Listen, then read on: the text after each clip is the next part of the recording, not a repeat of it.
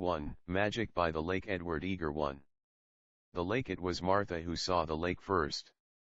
It was Catherine who noticed the sign on the cottage, and it was Mark who caught the turtle, and it was Jane who made the wish. But it was Martha who saw the lake first. The others didn't see it until at least 10 seconds later. Or, as Catherine put it, at long last, when all hope was despaired of, the weary, way-worn wanderers staggered into sight of the briny deep. This, while poetic, was not a true picture of the case. They really weren't so way-worn as all that. The lake was only 50 miles from home.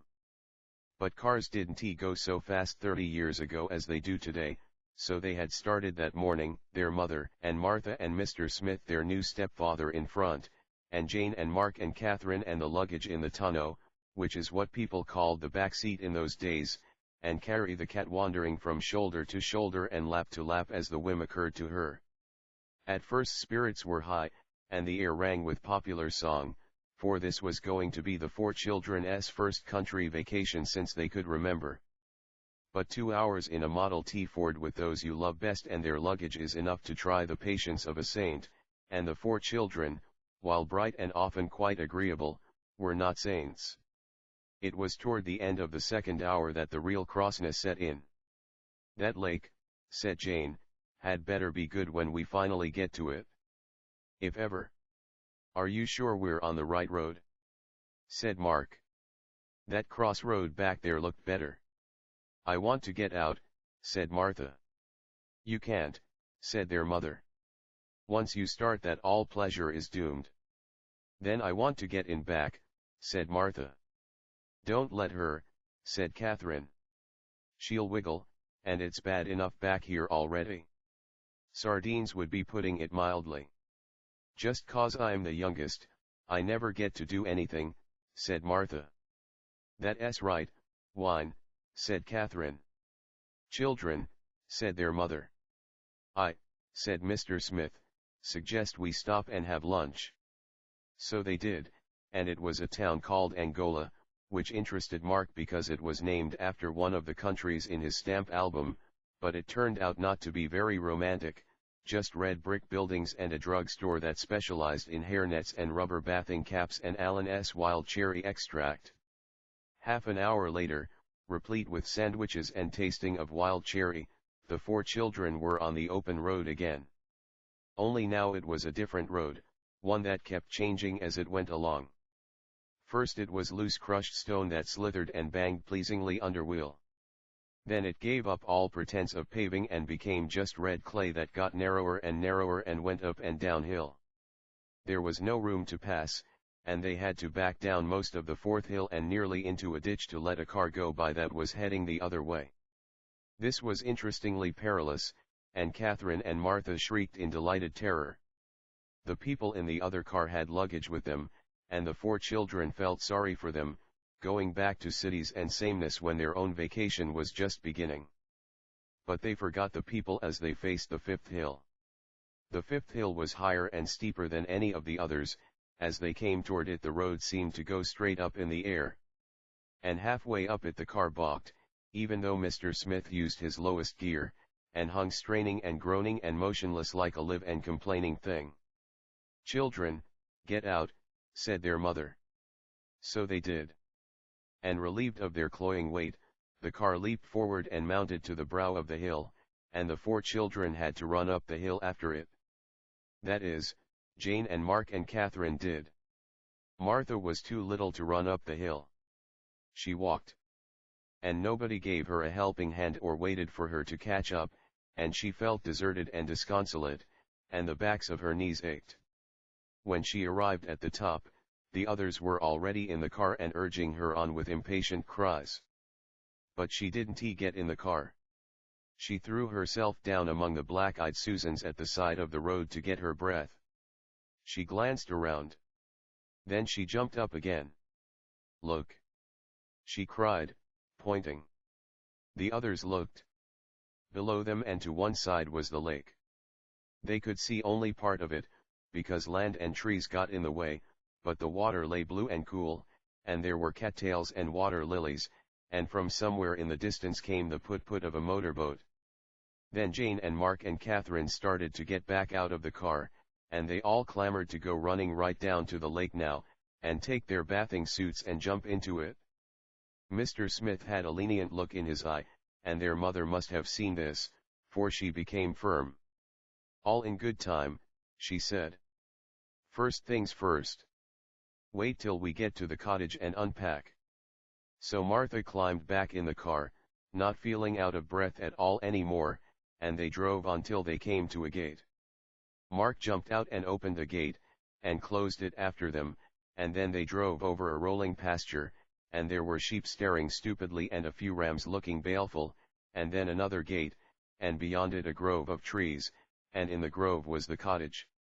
And of course before there could be any base thought of unloading the car, the 4 children had to explore every inch of the cottage and the grounds around it, only not going near the water, because their mother's word was law and they kept to the letter of it.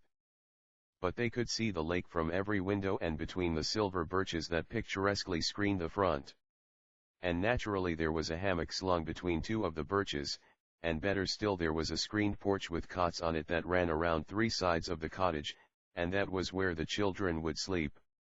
And there were 3 little rooms with more cots in them downstairs and another cot in a corner of the living room, for rainy nights, only of course there wouldn't be many of those. There was a big kitchen, and a big room upstairs for their mother and Mr. Smith, and that was all of the cottage. "I'm sorry it isn't any better," they heard Mr. Smith saying to their mother. "It was the best I could do so late in the season." The 4 children couldn't imagine what he meant. So far as they could see, the cottage was all that was ideal. Next came a horrid interval of unloading and unpacking, but few would wish to hear about that. Suffice it to say that at last the 4 children emerged in their new bathing suits, and the lake was waiting. Mark and Catherine were the first to emerge from the cottage. As they waited impatiently for the others, Catherine noticed a sign by the front door. It was of rustic letters made from pieces of tree branch, and they hadn't seen it before because it was the same color as the cottage's brown shingles. "Magic by the lake," it said. Catherine looked at Mark, a wild guess in her eyes. "Do you suppose?" For the 4 children had had experience of magic, or at least a kind of half-magic, in the past. After the half-magic was over, they wondered if they'd ever have any magic adventures again, and in the book about it it says it was a long time before they knew the answer. And here it was only 3 weeks later, and already Catherine was ready for more.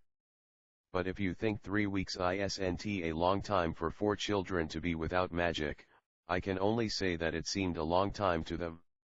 Could it be going to start again already? Catherine went on. Mark shook his head. "Nah," he said. "It's too soon. We couldn't be that lucky. That's just one of those goofy names people give things. You know, like dreamy cot and wish come true. Doesn't mean a thing." And then Jane and Martha appeared, and their mother and Mr. Smith with them, and there was a race for the small private beach that went with the cottage. And the beach proved to be perfection, first pebbles and tiny snail shells, then soft sand and shallow water for Martha and Catherine, and farther on a diving raft for those like Jane and Mark, who had passed their advanced tests at the Y and could swim out deep. You all know what going swimming is like, and it is even better when it's your first swim from your own private beach in the first lake you've ever stayed at. After an hour of bliss, there was the usual rumor among the grown-ups that maybe they'd been in long enough, and after an hour more even the 4 children were ready to admit there might be more to life than paddle and splash. Just merely lying in the sun on the sand might be even better. So they did that until their mother cried out and said they would catch their deaths. Then reluctantly they went back to the cottage and put on blue jeans, Mark, and old dresses, the 3 girls, and set out to explore the rest of the grounds. They found a nice rustic summer house on the high point of the shore that would be useful for sitting in and watching the sunset and listening to the water and the mosquitoes. And down on an inlet, round the corner from the beach, was the boathouse. The boathouse, when investigated, proved to contain a flat-bottomed rowboat and a trim red canoe named Lura, after the first name of Mrs. Kutcha, from whom they rented the cottage. The 4 children had met Mrs. Kucha and did not think Lura an appropriate name for her, but the canoe was dandy. Only their mother, when consulted, said they'd better not take the canoe out without a grown-up along, just yet. But the flat-bottomed rowboat they could use, if they were careful. Better stay close to shore, said Mr. Smith. There are parts of this lake in the middle where they've never found bottom. This impressed the 4 children very much, and they now had even more respect for the lake than they had before. As Mark said, it must be some lake. None of them had ever done any rowing at all, and of course they all had to try. But after Martha lost an oar and Mark nearly fell in rescuing it, and Catherine almost shipwrecked them on an unhandy sandbank, it was decided that Jane and Mark should take charge, and the other 2 lay back in luxury and were passengers. "This is keen," said Mark, after a bit. "I've got the crude inkling of it now, just about. I've almost figured out how not to catch crabs already," said Jane, plying the other oar and belying her words by sending a sizable jet of water all over Catherine. But the shore was slipping by them visibly now, and they explored its possibilities with eager eyes. After their own grove of trees came a cottage or 2, then more trees, then more cottages closer together, till up ahead the 4 children saw a little settlement, with a hotel and a dance pavilion and a soft drink stand and a pier. "That must be Cold Springs," said Jane, for that was the unusual name of the resort on this side of the lake. All the cottages had boats, and most of the boats were on the water now, and when Mark saw a large excursion launch called the Willow May heading toward them from the hotel pier, he decided traffic conditions were too difficult for beginners and turned the rowboat around. So they rowed back along the shore and decided which cottages they liked the looks of, and chose a pink one with curlicues as their favorite, till they came in sight of their own house and beach, already looking familiar and home-like. They rowed round the bend toward the boathouse, but the inlet was so inviting, what with water lilies gleaming whitely, and frogs sitting on lily pads looking bemused, and dragonflies hovering over the water, that Mark and Jane shipped their oars, and the 4 children drifted gently in the afternoon Sunday. It was then that Martha saw the turtle swimming past. It was Mark who caught it. It was a big turtle, and it looked even bigger as he deftly scooped it up and landed it in the bottom of the boat. "Watch out, maybe it's the snapping kind," said Jane. But the turtle merely gave one look at the 4 children and withdrew into its shell in scorn. "Put it back," said Catherine, who was of a tender heart. "It's not happy here." "It will be," said Mark. "I'll build it a tank. I'll catch lots more and train them." But when they had put the boat away and carried the turtle tenderly to the shade of a friendly oak, building a tank right now seemed all too energetic. The 4 children sat in the shade, lazily eating an occasional gooseberry from a convenient bush, and talked, instead. The turtle still refused to make friends. Its apparently headless, footless shell lay upon the ground nearby. "This summer," said Catherine, "is going to be a thing of beauty and a joy forever." "Not quite," said Jane. "It's the middle of July already. 2 more months and prison doors will yawn. And I get Miss Martin for 7th grade next year. Help." And she fell back in a deadly swoon at the thought, and lay pulling up blades of grass and nibbling the juicy white bits off the bottom. "Why couldn't we have found this place way back at the beginning of vacation?" said Catherine. "If we had, we wouldn't have found the half-magic charm and mother wouldn't have got married," said Mark. "And there wouldn't have been any Uncle Huge to rent a cottage for us," said Martha, for that was the charming name she insisted on calling Mr. Smith, whose given name was Hugo. "Maybe there would have," said Jane. "If I could find a magic charm right on Maplewood Avenue, it stands to reason there must be lots of it lying around still, just waiting for the right person to come along. Meaning me," she added smugly, and whistled through a blade of grass. "Have you noticed the name on the cottage?" Catherine asked. Martha and Jane hadn't. Catherine told them. "Pooh," said Mark. "I told her that doesn't mean a thing. Just a goofy name." "Maybe it does," said Catherine. Maybe it means exactly what it says. Maybe there's a secret passage in the wall, and a wishing well, and buried treasure in the cellar. And a dear little fairy in the keyhole, said Mark scoffingly. Bourgeois. Magic by the lake, said Martha, trying out the words to herself. Doesn't it sound lovely? Don't you wish it were true? I certainly do, said Jane. There was a silence. The turtle stuck its head out of its shell. Now you've done it, it said. Point 2. The magic. What did you say? Said Martha. You heard me, said the turtle.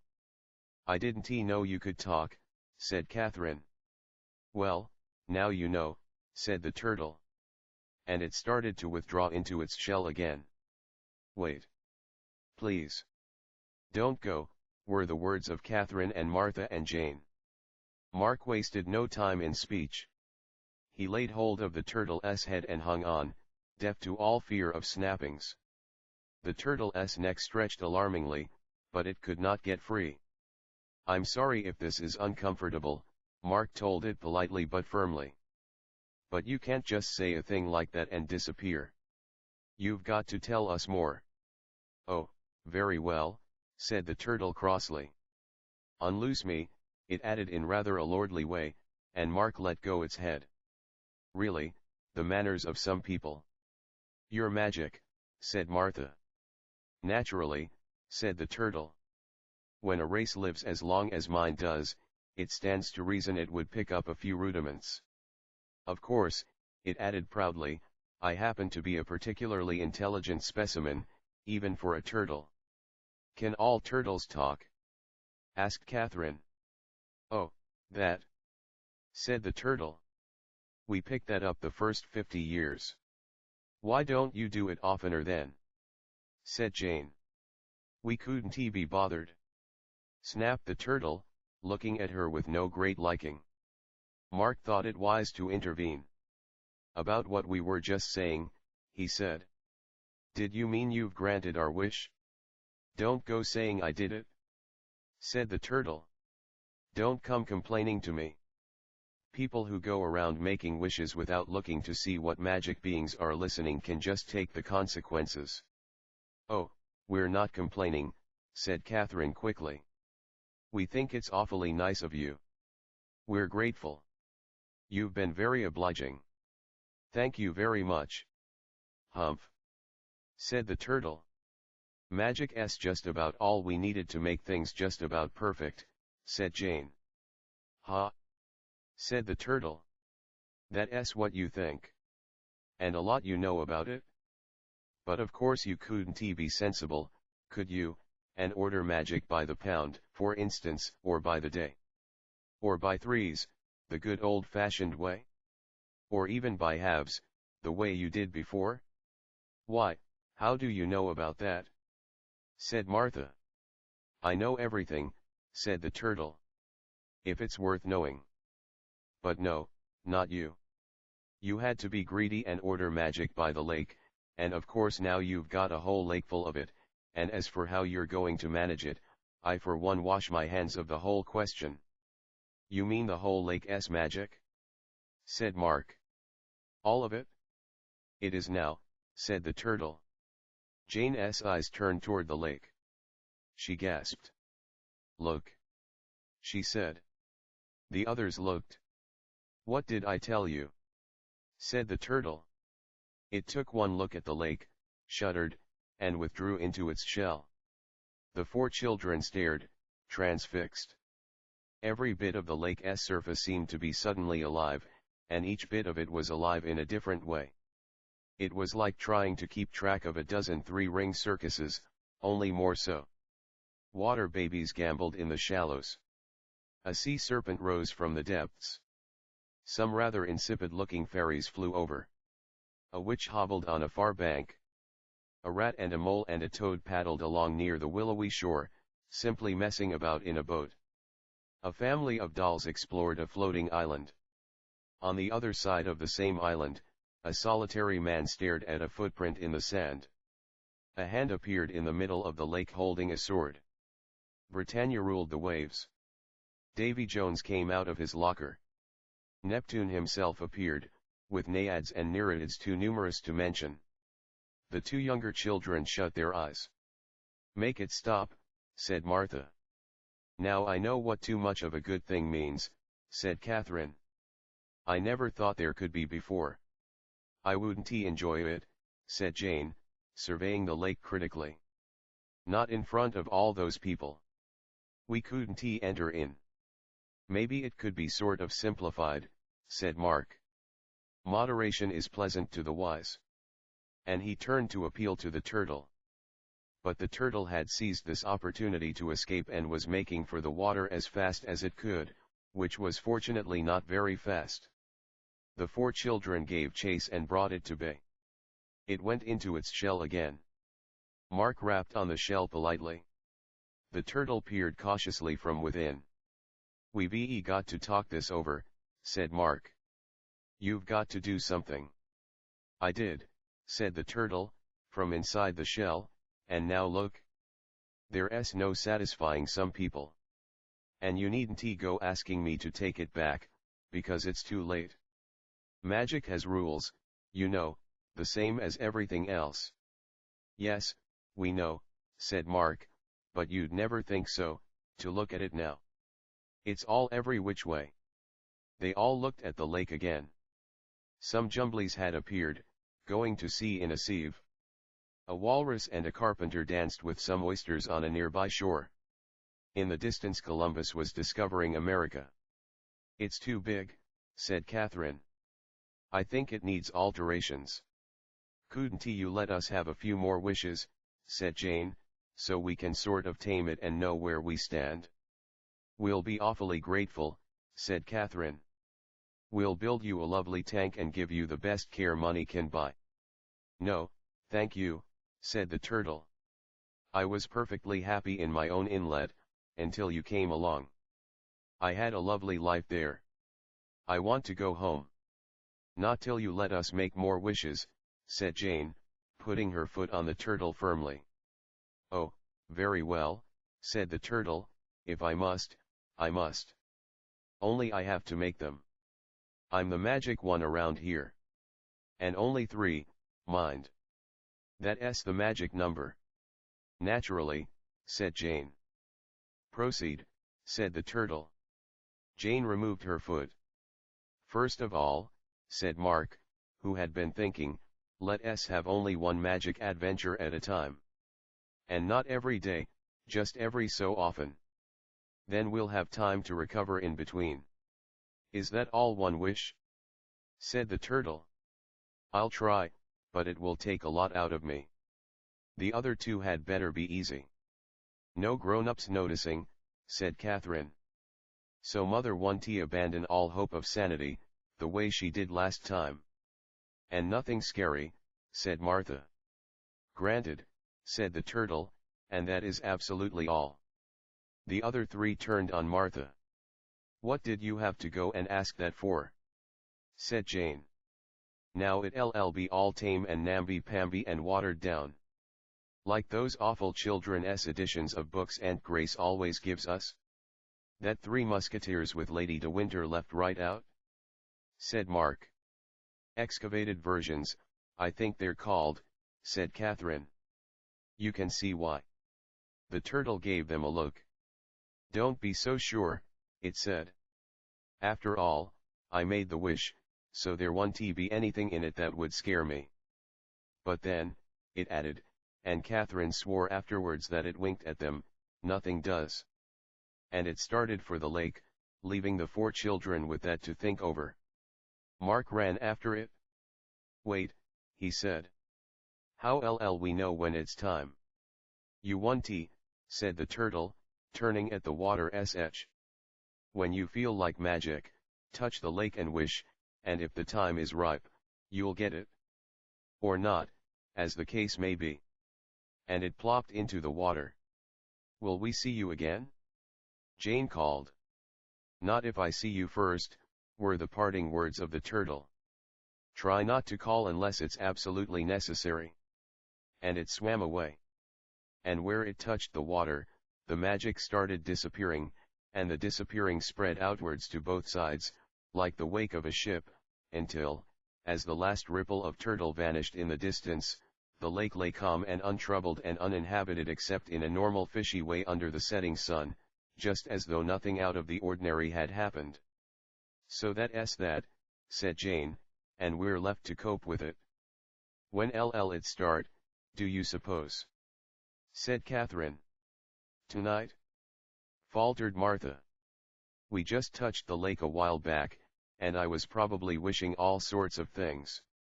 "I shouldn't think so," said Mark.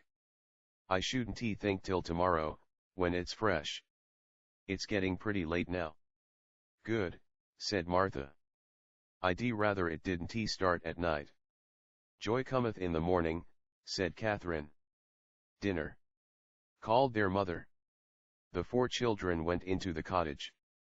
Going to bed that night was interesting, for they had never slept on their own sleeping porch before, to say nothing of crickets, and water softly lapping, and the sound that night in the country makes, which really isn't a sound at all but the echo of silence. "The end of a perfect day," said Mark, from his side of the porch. "Peace, perfect peace," said Jane, from hers. On the long front part, by the summer house and the silver birches, Martha got out of her bed and into Catherine's. "What's the matter? Can't you sleep?" said Catherine. "I keep thinking," said Martha. "I keep thinking about all that magic in the lake. And that part where they've never found bottom.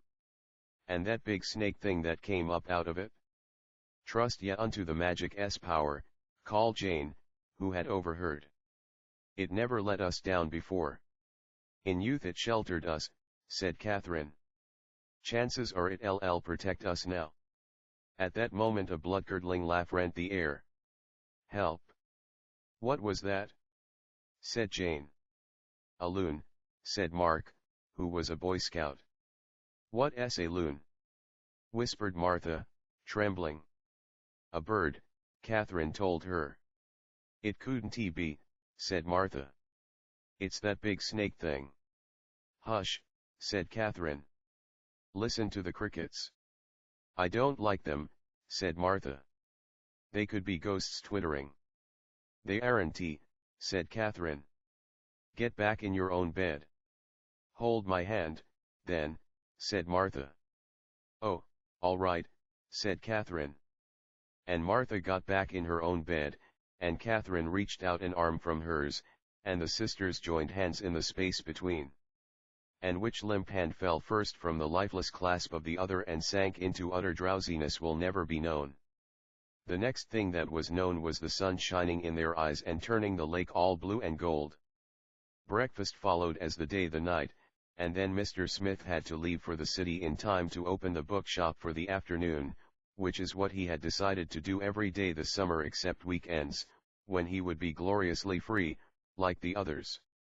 But first he drove the 4 children over the rolling pasture to a farm on the red clay road, and they saw milk being milked, and carried the nourishing cans of it back to the car, and today Mr. Smith delivered it and them to the cottage, but after this getting the milk would be the 4 children's morning task, on foot. And then Mr. Smith departed, and the children's mother suggested a morning dip. Farms have charms to soothe the most savage breast, and swimming is just about the highest good, so it was some time before thoughts of magic entered the children's heads. When they touched the lake for the first time, all they wished was that swimming would be as wonderful today as it was yesterday, and it was. It wasn't till they lay spent on the sand that they began wondering about the magic, and when it would begin, and what would be its alluring form when it did. "Do you suppose we get to sort of choose at all, or will it take us by surprise?" said Jane. "Shush," said Catherine, nodding in the direction of their mother, who was sitting all too nearby. But their mother didn't look up from the book she was reading and didn't appear to have heard a word, so that part of the magic seemed to be working already. "What would everybody choose if we could?" said Jane. "Pirates," said Mark at once, touching the edge of lake that rippled shallowly at his feet. "Mermaids," said Catherine, touching her bit of lake edge at the same moment. "Neither one," said Martha quickly, but nobody heard her because everybody was talking at once. "That's done it," Mark said. "Now I suppose we'll get a sort of blend." "What would the blend of a mermaid and a pirate be?" said Jane. "A mere pirate," said Catherine. "Long golden hair and black whiskers." But that wasn't what the four children saw a few minutes later. What they saw, floating toward the beach, was a perfectly ordinary mermaid, such as you might meet any day in any perfectly ordinary sea. She was combing her long golden hair, and the scales of her supple tail glittered through the foam behind her. She saw the four children and beckoned with her golden comb. "Come, dear children, let us away, down, and away below," were her thrilling words. Martha chose this moment to be difficult, as only she knew how. "I want to go," she said. "I know all about what she does. Mother, read me a story. She lures poor sailors, and they drown. Something about a Lorelei." Jane propelled her sister forward. "You can't back out now," she said, "now we're in the thick of it." "It would be changing courses in the middle of the stream," said Catherine. "Then that's what I'll do," said Martha. But Jane took hold of one of her arms and Mark took hold of the other, and Catherine pushed from behind, and the mermaid seemed to take hold of all of them, though she had only two hands, and they shot forward into the lake. "Mother!" called Martha, to the vanishing shore. "I see you," her mother nodded smilingly. "Keep it up, you're swimming fine." Martha's answering wail was cut short as the waters closed over her head. At first she kept her eyes tight shut, but at last fear gave way to curiosity, and she opened them cautiously. To her surprise she could see perfectly well under water, which had never been true before, but she couldn't see much, because they were going too fast. She got an impression of sandy bottom far below. Things moved squidgily in it, and Martha shut her eyes again firmly. Catherine was holding her breath. After a while she began to wonder if this were absolutely necessary. At last, when utter bursting seemed likely, she decided to try. "Can we breathe, do you suppose?" she said, "or will we drown?" "Glug glug," were the words of Mark. Or at least that's what they sounded like. Catherine decided that breathing was possible but conversation wasn't then, just as the rushing wateriness was beginning to pall on even the most venturesome heart. Jane's, there was a change in the atmosphere. It grew lighter and brighter, and next thing the four children shot out of it entirely into open air. "Land ahoy!" said Mark. "Where are we?" said Martha, relieved to find herself anywhere. Jane's eyes were shining. "Lagoons," she said, pointing. "Desert islands. Coral reefs. Coves?" The others looked where she pointed. There was only one island and one coral reef and one lagoon or cove, but that was exciting enough. They were floating rapidly past the reef and into the lagoon and toward the island, the mermaid, who seemed to be a mermaid of few words, still towing them. Then they touched land, and barnacles scraped Catherine's knee. "I didn't know the lake had all this in it," she said. "Which way is home?" "Don't be silly," said Mark. "We left that old lake behind ages ago. We're halfway around the world by now. Feel the climate. It's tropical." Jane was already scrambling up the rocks. Mark hoisted Martha up to her, and he and Catherine followed. The mermaid draped herself fishily against the base of the rock. "So far, so good," she said. "Now sing." "Sing what?" said Catherine. "What for?" said Mark. "To lure a ship into shore, of course, stupid," said the mermaid. "What did I tell you?" said Martha. But now the mermaid was raising her voice in song, and Jane and Catherine, feeling that in a magic adventure it is best to do whatever seems to be expected of you, joined in. After a bit, Martha added her piping tones to theirs.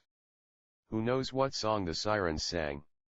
"I do not," and neither did Sir Thomas Browne, who once wrote some well-known lines on the subject. Few will ever know what song Jane and Catherine and Martha sang upon that coral coast, either.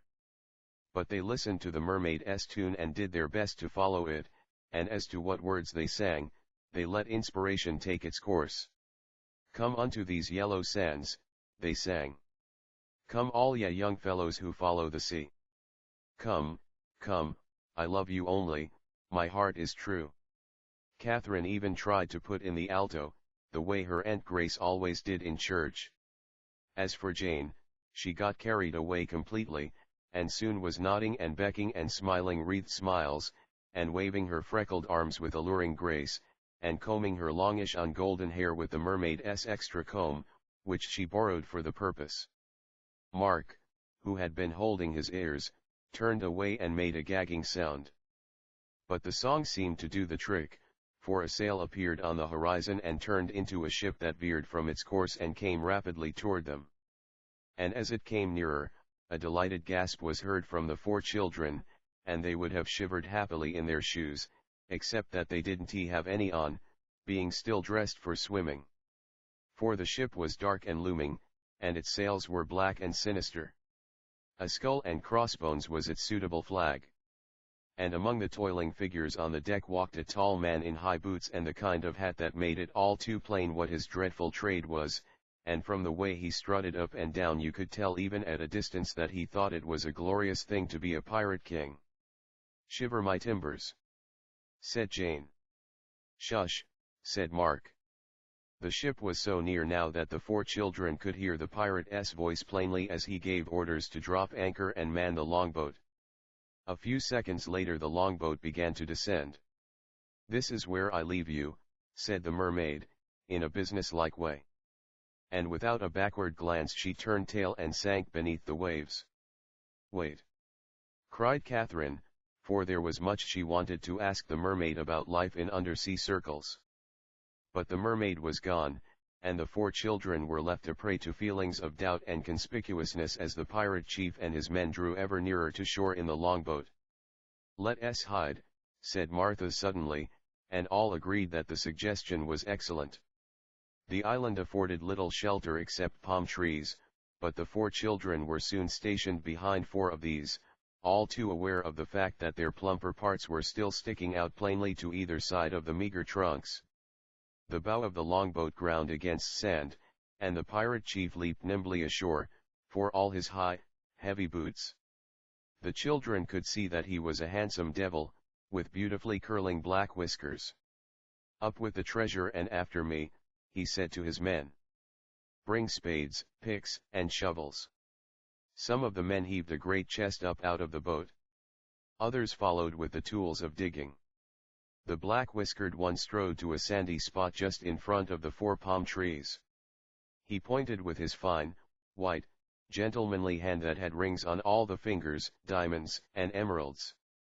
"Dig," he said. And the men dug long and deep in the sand, while their chief paced up and down, muttering to himself and biting his nails. He did not seem to see the 4 children, though they were sure that any minute he would. "This treasure," he muttered, "will rest safely here till I am ready to retire and take my place in the world as a gentleman, or my name's not Chauncey Cutlass." One of the digging men had overheard, and whispered to his fellows. They put down their spades. The first man stepped forward, with the others behind him. "What about our part in it?" he said. "We pirated it the same as you." Chauncey Cutlass looked at him, and smiled a dangerous smile. "I have heard," he said, "of a captain who buried a man alive with his treasure to guard it. Are you so fond of this chest, Simon Sparhatch, that you would care to stay with it? Or are any of you other gallows fodder anxious to take his place?" And he drew a pistol from his belt. Simon Sparhatch retreated, a scowl on his ugly face. The men growled in their throats but made no reply. "Well, all right, then," said Chauncey Cutlass. "Dig." The men dug again. Catherine, like many a more classic heroine before her, chose this moment to sneeze. The pirates jumped. So did the 4 children. Hark! Said Chauncey Cutlass. What was that? There was a pause. Then Mark proved what a hero he could be, if necessary. He stepped out from behind his palm tree. It was me, he started to say. But he suppressed the words in time. For Chauncey Cutlass and his men were looking straight at him, and yet they seemed to be looking straight through him at the horizon beyond. "'Twas nothing," said Cutlass, after a moment. "Mayhap a seagull flying over." "A black-tailed godwit, I dee say," said a learned pirate, "or a booby." "Or a seal barking," said another. "Can't they see us?" hissed Jane, from behind her tree. "I guess not," Mark hissed back. "Kathy wished grown-ups wouldn't notice, and I guess they're grown-ups, the same as any." "But they're magic," Catherine joined in the whispering. "They ought to notice everything." "You'd think." "I guess they kind of notice, but not much," whispered Mark. "How the wind whispers in the trees," said Chauncey Cutlass, "just to prove it." "This is dandy," said Jane. "Now we can plague them and prey on them and bamboozle them to our heart's content, and they'll never know who. What could be sweeter?" "What'll we do?" said Catherine. "Let us not do anything," said Martha. "Hurry up with that digging," said Chauncey Cutlass to his men, "and back to the ship. I like not this shore. The very trees seem to be staring at me, and the air seems full of voices. Spirits, I suppose. Still, all the better to guard the treasure with. Now, in with the box." The digging men stopped digging and heaved the treasure chest down and into the hole. Then they started to shovel the earth in on top of it. "Heel it down firmly," said Chauncey Cutlass, and they did, with a flat stone on top to mark the spot. Then the elegant pirate ordered one of the men to spread a cloak on the ground so he wouldn't soil his own velvet knees.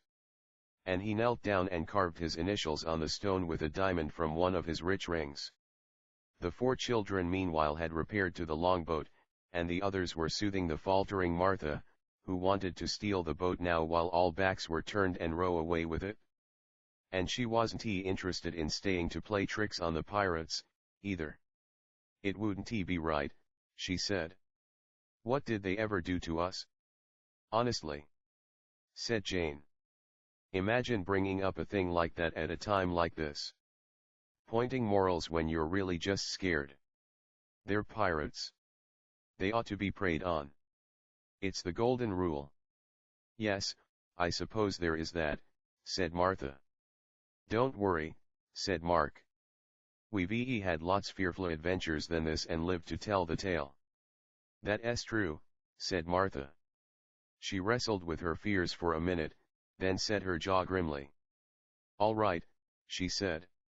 "It's war to the teeth." "Good," said Jane. And now Chauncey Cutlass had finished his carving and strode to the shore, and his men clambered after him. The 4 children barely had time to jump into the longboat before it was pushed off. Inside the boat it was rather crowded, what with 4 extra passengers. "Stop shoving," said Captain Cutlass to Simon Sparhatch. "INT," said Sparhatch. "This is lovely," said Catherine, who was squashed between them. "Like being invisible, only better." And she nudged the captain in the ribs with her elbow. "Don't be so familiar," said the captain, glaring at Sparhatch haughtily. "I bain't," said Sparhatch.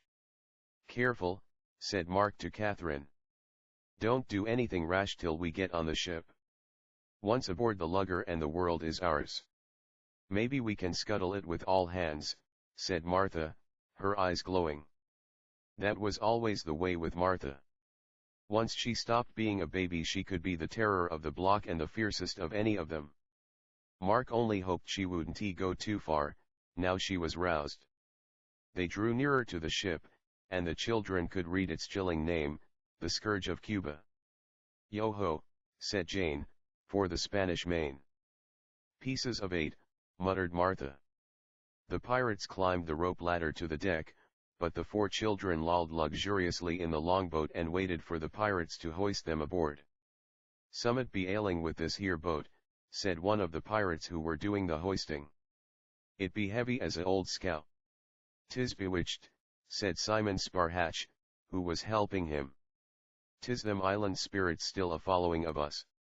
Sure 'tis a cursed voyage.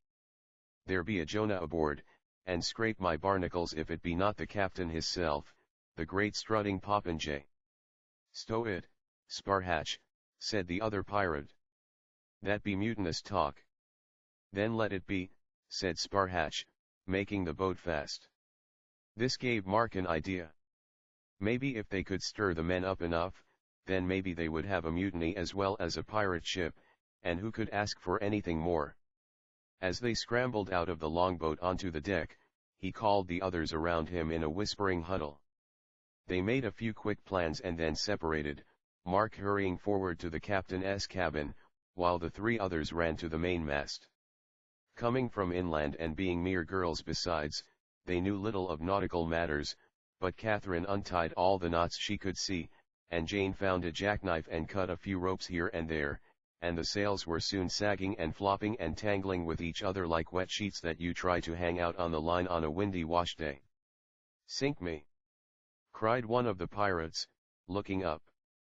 "What devil's wind is this, fouling our rigging while the sea be all calm as glass and nary a breeze stirring? Sure the ship be haunted!" cried another. Catherine located the line that controlled the skull and crossbones flag and started to let it down, and a moan went up from the deck. "Wurra wurra!" cried all the pirates. "We be all doomed. See the flag standing at half-mast for the whole crew of us?"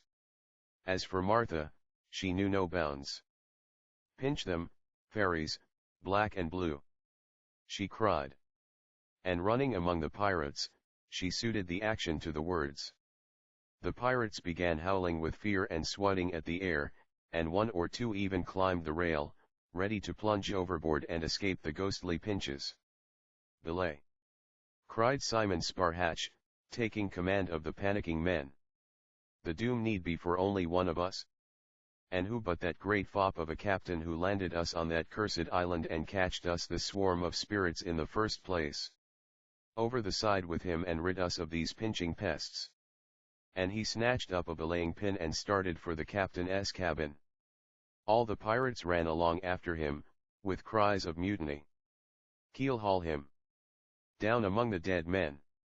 And Jane and Catherine and Martha ran with the others. Meanwhile, Mark had stealthily entered the captain's cabin and looked around.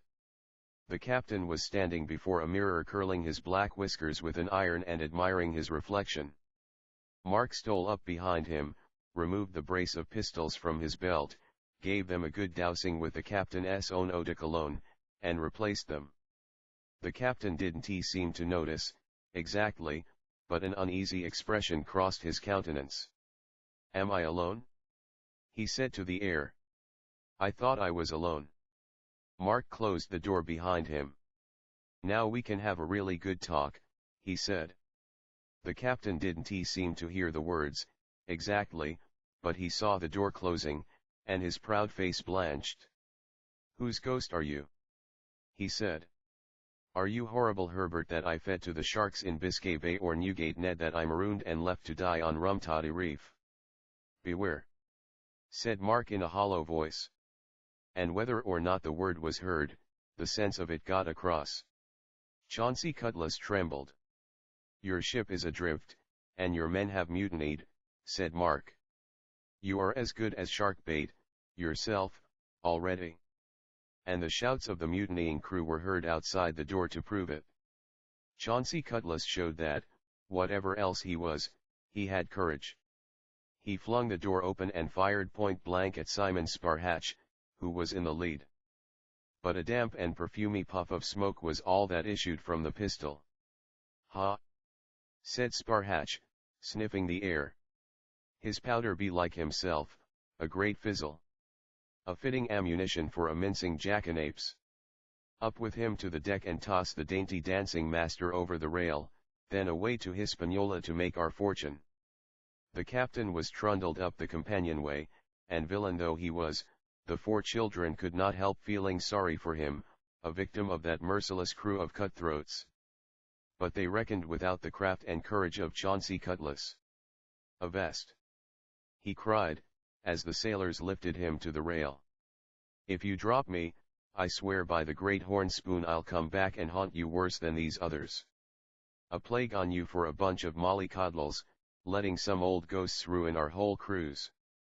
If you do as I say, we'll be free of the pesky things sooner than you can box the compass. If we can feel their pinches, surely we can feel to catch them, or I'm a swab and a landlubber." The crew fell back and hesitated before him. "Quick!" he went on, jumping lightly down from the rail. "Batten down all hatches so none may escape from the deck. Then form 2 parties, and all in each party join hands. Stretch out the width of the deck. Start at the stern and let one party stalk them to starboard and the other to port. When the 2 parties meet, you should have them trapped between you." Cowed by his fierce glance, the men obeyed, though Simon Sparhatch sulked and muttered.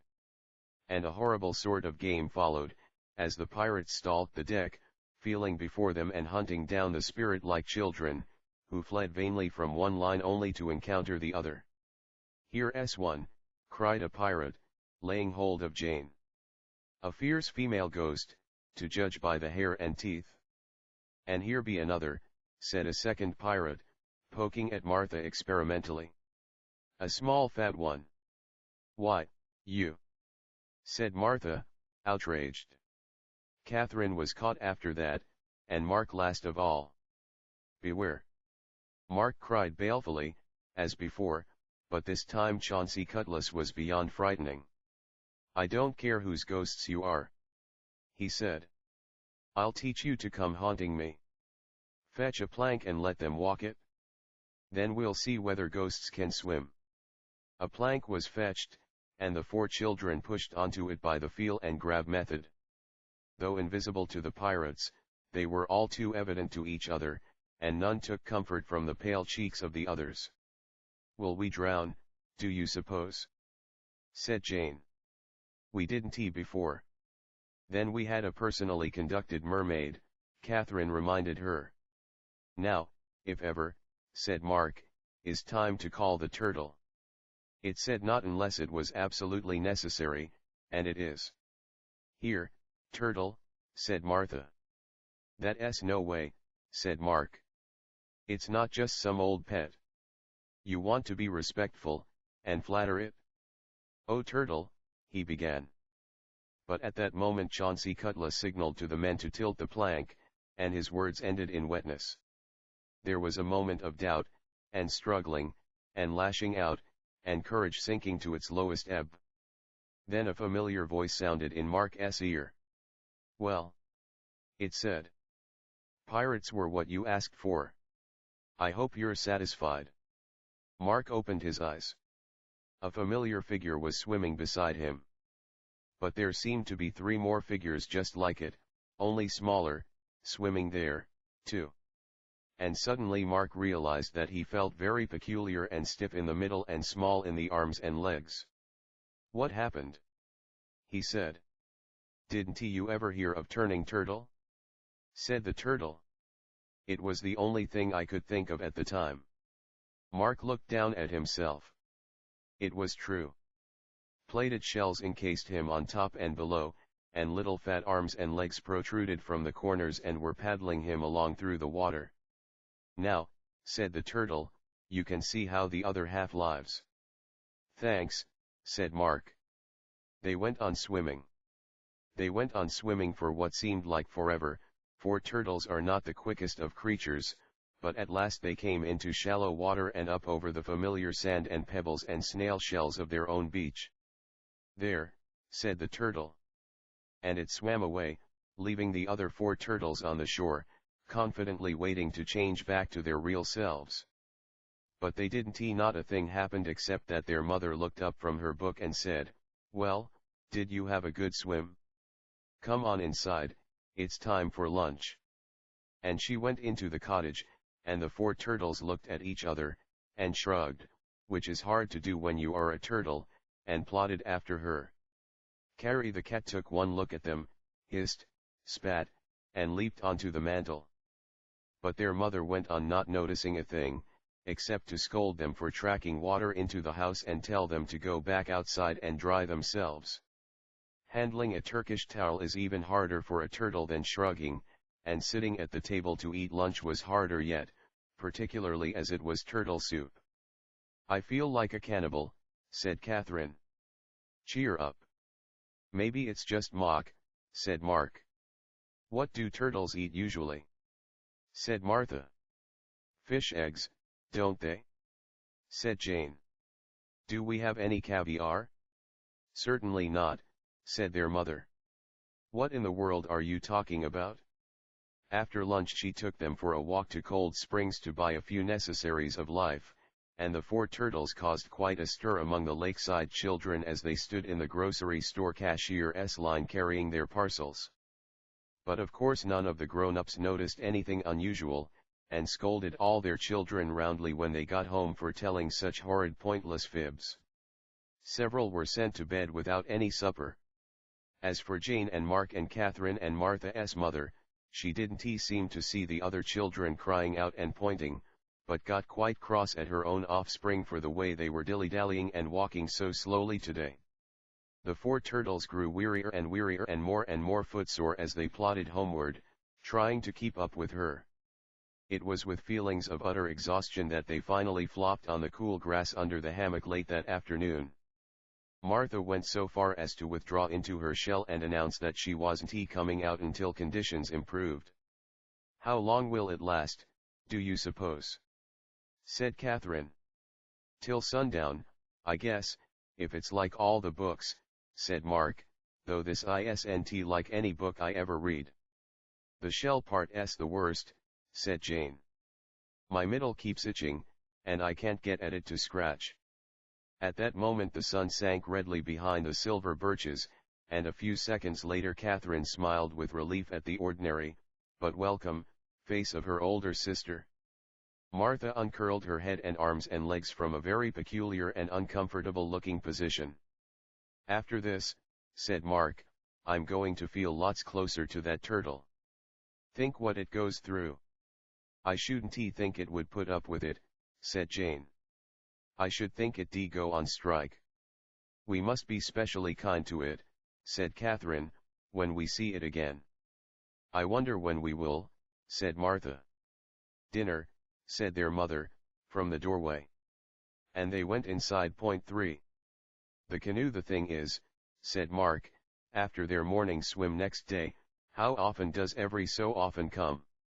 "We said not every day, so at least today'll be time out." "That doesn't signify," said Catherine. "We asked it to give us time to rest up, in between, and I'm all rested now." "Who isn't?" said Jane. "Me," said Martha, but of course nobody paid any attention to her. "The turtle said when we feel like magic we should touch the lake and wish, and if the time is ripe, we'll get it," Mark reminded them. "Well," said Jane. "What are we waiting for? Lake, here we come. What does everybody want to wish? Now I think," she started to go on. "If you ask me," said Catherine at the same time. "My idea is," said Mark. A period of utter confusion and rude interrupting followed. But at last Jane and Catherine and Mark decided that being in on the burning of Rome was what would make this morning just about perfect. Martha said she didn't feel like going anywhere or seeing anything right now, let alone a burning, and anyway their mother had said never to play with fire, and anyway she wasn't going to come. And she started burying herself in the sand, all but her head, like an ostrich, only backwards, as Catherine said. "Never mind her. Come on," said Jane. So she and Mark and Catherine went down to the water's edge and touched the lake and wished. They waited, but nothing happened. "I guess the time's still green," said Catherine. "Yes," said Mark. "I kind of figured it might be. It stands to reason. We don't want to be greedy. We ought to have sort of a timetable, though," said Jane. Like every third day or something. Something we can depend on. This way's too risky. It'd be just like that magic to sneak up behind us when we least want it. Let us find the turtle and ask, said Catherine.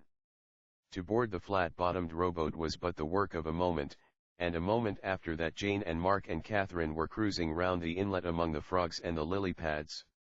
Turtles were there in abundance on every side, but who was to say which was their turtle? "Oh, turtle," said Mark experimentally to the nearest one. It took one look at the four children, turned, and swam away as fast as it could. "Was that him or not?" said Catherine ungrammatically. "I thought ours was more sort of pointy." "What's the difference?" said Jane. "Let it go. Our turtle said all turtles are magic, didn't he it? All we need to do is row up near any one of them and wish it would start granting wishes. If we could get 2 or 3 of them working for us at once, we could have wishes practically every few minutes." "No, that wouldn't be right," said Mark. "It'd be going against the rules, I know it would. It wouldn't be fair." "Who cares?" said Jane ruthlessly. "We can be the exception that improves the rule." She raised her voice. "I wish," she began. Immediately there was a plopping sound from all sides as all the turtles in the neighborhood jumped into the water and swam rapidly away before they could hear any more. So that seemed to be that. "Oh, well," said Mark. "We've still got the lake, magic or not." And Jane and Catherine had to agree. They tied the boat to a convenient willow tree and went and dug Martha out of the sand and threw her into the shallow water to wash her off. Then they all jumped in after her and had another swim. Then it was time to get dressed for lunch. And after lunch their mother sent them to Cold Springs to get the mail. Getting the mail was lots more fun at Cold Springs than it ever had been at home, with none of your ordinary mailmen or post office boxes, exciting as these may be at times, like Christmas, for instance. Cold Springs managed these things much more interestingly. At exactly 1 o'clock every day a truck came whizzing up and stopped between the hotel and the dance pavilion. And a hoarse-voiced lady in a red straw hat stood in the back of the truck and cried out the names on the different pieces of mail, and everybody stood around listening, and those whose mail it was spoke up and claimed it. Today the 4 children stood up in the crowd and listened admiringly while the hoarse lady shrieked, "Jäger Fritz! Spoonkraft! Igelblad!" Or perhaps those weren't quite the names, but that's what they sounded like. "I wish we'd get an interesting package, don't you?" said Catherine to Martha. "Don't!" Martha almost screamed. "Suppose the time got to be ripe suddenly and it came true? We might get a ticking one with a bomb inside." "I haven't touched the lake, silly," said Catherine. "You have so," said Martha. "You were lazy and left your bathing suit on under your dress, I saw you. It's still damp, and there's lake water touching you right now." Catherine looked down. Sure enough, a damp patch showed through her dress at her middle. At that moment the hoarse lady called out the 4 children's last name. Everybody gasped. Mark took the package gingerly. But it turned out to be just the extra blue jeans their mother had ordered for him, and all agreed that, while useful, they could hardly be called interesting. Catherine got a letter from her best friend Edie Eubank, and that was all the mail. Edie was enthralling in her description of life at home during the one day the children had been gone. The Lute hand laundry had burned down, and Edie had caught 17 grasshoppers and put them in a bottle, and she was yours friendly, Edie Eubank. By the time Catherine had finished reading the letter out loud, the 4 children were back at the cottage. For the rest of the afternoon they went their several ways. Martha started making a collection of snail shells from the beach, and Catherine caught grasshoppers and put them in a bottle, to be like Edie Eubank, only she was tender-hearted and let them out again every time she had 2 or 3 gathered together. Mark lay in the hammock reading by Pike and Dyke.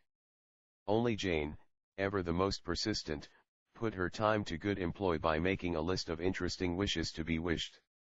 She started with suitably watery things, like diving 20,000 leagues under the sea and getting caught in a typhoon and crossing the Pacific Ocean in an aeroplane, for few people had done that in those days. But as the afternoon wore on, she branched out and put down just anything exciting that occurred to her. Pretty soon Mark came over to the summer house, where she was sitting, and started reading over her shoulder and breathing down her neck. Besiege a castle. Explore Mars. Be a movie star, he read. And then down at the bottom of the page, rabbit hole? Written with a question mark after it and then crossed out. What's that mean? He said. Jane blushed. Oh, that's nothing. That's dumb. When I was little, I always kind of wanted to be a rabbit in a rabbit hole. That's kid stuff, though. Sure. Mark was sympathetic. And if we did it, that would be bound to be the day a fox came hunting round. But all the same it made him feel good about Jane somehow to think that she could have ideas like that, and not just be bold and dashing all of the time. Being otters might not be so bad, he said. They have lots of fun, sliding down those old slides. It'd be handy to the lake, too. And then the chugga-chug of Mr. Smith's car was heard, and Mark ran to open the gate and let him in from the field. Mr. Smith seemed tired at dinner, as well he might, for driving 50 miles twice a day wasn't so easy back in those earlier days of motoring. He seemed a bit worried, too, and said business at the bookshop hadn't been too good today. But he perked up after dinner and asked whether everybody would like to go up to Cold Springs for a while. For at Cold Springs there was dancing in the pavilion 3 nights a week, and this was one of the nights. Even as he spoke, the strains of distant music came wafting down the lake, with that extra haunting beauty that music heard over the water always has, and from that moment on all was spatter and dash as the girls did the dinner dishes and everybody hurried into good clothes and rummaged for extra flashlights. 20 minutes later the procession started, going single file because the path was narrow. Walks in the country at night are always mysterious, and land that may be friendly and familiar by day seems suddenly strange and untamed. Tonight their own grove of trees was a haunted forest and their lake a vast unexplored sea, hanging dark and cavernous at their elbow. The silver birches glimmered like ghosts. The 4 children were glad when they passed a lighted cottage. But soon there were more lights up ahead, and the noise and bustle of Cold Springs. And the dance orchestra, which had taken time out for orange crushes, began playing again, and they entered the pavilion to the triumphant strains of Tiger Rag. Mr. Smith bought a whole strip of dance tickets at 10 cents each, and he and the children's mother danced. He offered some tickets to the 4 children, but Mark shuddered at the very thought and quickly lost himself in a crowd that was buying cotton candy, and Jane and Catherine were too proud to dance with each other. What are we, mere wallflowers? Said Jane haughtily. So they and Martha sat and watched the dancers, and pretty soon Mark joined them and treated them all to cotton candy, to make amends. It was interesting studying the lovely young girls and their white-flanneled escorts and deciding which were the prettiest or handsomest and criticizing their dresses and dancing form. At least, it was interesting to Jane and Catherine. Cheek to cheek, said Jane, pointing to a couple that was dancing in that picturesque position. I think it's disgusting. Romantic, though, said Catherine dreamily. Mark uttered a sound of contempt. What interested Mark was a sign prominently displayed on the dance floor. Shimmy shawobble positively prohibited, it said. He hoped that pretty soon somebody would do the shimmy shawobble, whatever that might be, and be put off the floor. But nobody did, and he began to yawn, a prey to restlessness. Martha was openly bored, and went and climbed up on the bandstand and talked to the piano player, and kept asking him to play Yes, We Have No Bananas, which was the only popular song she knew, until he told her to go away. But at long last even Jane and Catherine grew weary of merely gazing at the vain pomp and glitter, and the 4 children wandered on, out to the end of the pavilion, where it projected over the lake. They stood looking at the water plashing alluringly below. Presently Mark climbed over the rail and sat on the edge, and the others followed. They took off their shoes and socks and swung their legs, paddling their toes in the cool wetness, all except Martha, whose legs were too short to reach. "How old do you suppose you have to be before you can start going to dances really?" said Catherine. "I mean to start when I'm 16, said Jane. "I think it's dumb," said Mark. Pushing each other round an old floor, slub, slub, slub, what's the point? "I don't want to be 16, ever," said Martha. "I just want to stay the age I am." "A lot you know," said Jane.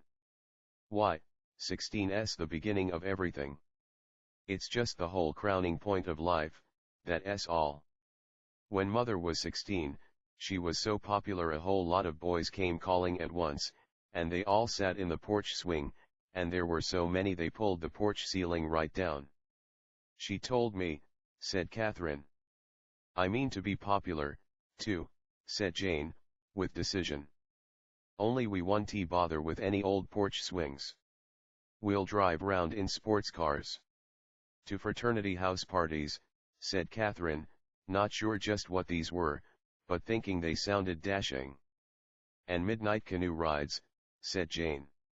"I wish we were 16 right now, don't you?" said Catherine, trailing one foot in the water. "Yes," said Jane, trailing one of hers, "I do." Immediately they were. Mark felt the change coming just before it happened, and started to cry out, but what could he say? All he could do was watch, horrified, as his sisters' figures lengthened in the middle and their scratched legs grew slim and elegant, and their faces changed from tan and freckled to pink and white and powdered and uppity. "I don't like it. Tell it to stop," cried Martha, gazing at her expanding sisters in dismay. "It's that magic," said Mark. "We said not every day, but nobody said anything about the night times. Of course, if the magic had chosen to be really mean, it could have made Jane and Catherine grow up, still in their short smocked frocks and circle combs, and they might have looked like little girls, only stretched, the way Alice did after she ate the cake that said, 'Eat me.' But it took pity on their faltering youth and provided suitable dance dresses, one pink and one turquoise. And their straight unsixteenish hair curled rapidly into a fashionable frizz, cut in the new shingle bob. "Eek!" said the vision in pink, who seemed to be Catherine, pulling her foot quickly up out of the lake. "What nasty cold water! Paddling with the little ones, how quaint," said the altered Jane. And the two smartly dressed flappers hurried to pull on the silken hose and satin slippers the magic had thoughtfully left in place of their cast-off socks and scuffed Oxfords. "Run along, children," said the Jane one. "Go tell your mother she wants you." And she and the Catherine one turned toward the dance floor. Mark grabbed Martha's hand, and they hurried after them anxiously. The children's mother and Mr. Smith passed, going in the opposite direction. "Hello, darlings, having fun?" said their mother, not noticing a thing, of course. But two white-flanneled young men who were lounging near the dance floor seemed to notice Jane and Catherine quite a lot, which proved that they were perhaps not quite such grown-up young men as they thought they were. One of the young men was dark, with slickum in his hair, the other sported a downy blonde mustache. As Jane and Catherine drew near, the blonde young man nudged his friend.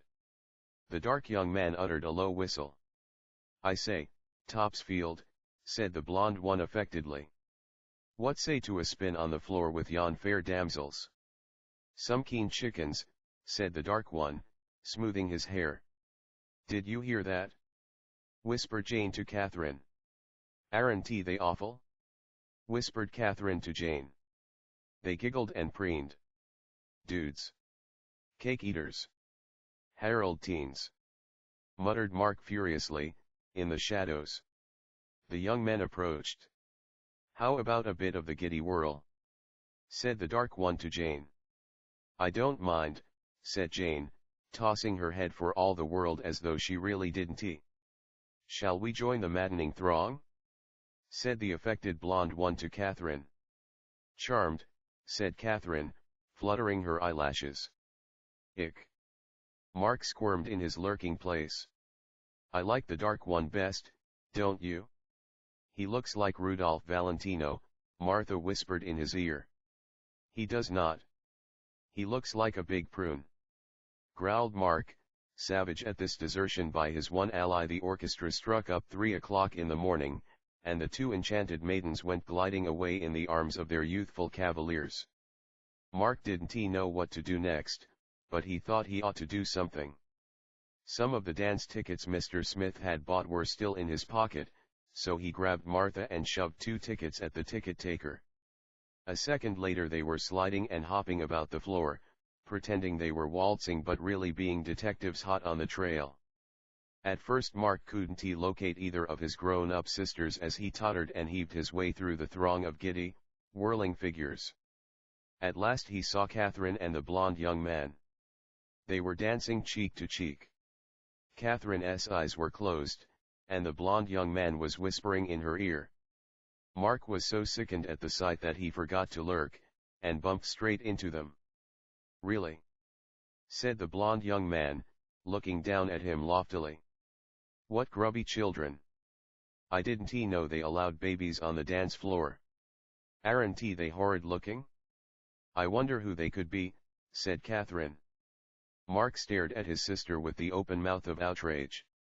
"Shut your mouth, you'll trip and fall in it," said the blond young man, forgetting to be affected and being just a snippy 16-year-old. This made Mark so angry that he squared up to the bigger boy and told him to put up his dukes. But at that moment the eddy of the dance swept Catherine and the blond young man away. Mark looked around wildly and caught sight of the other young man with Jane. They were just leaving the dance floor.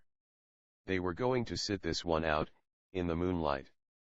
Mark had heard of sitting dances out in the moonlight, and he was sure no good would come of it.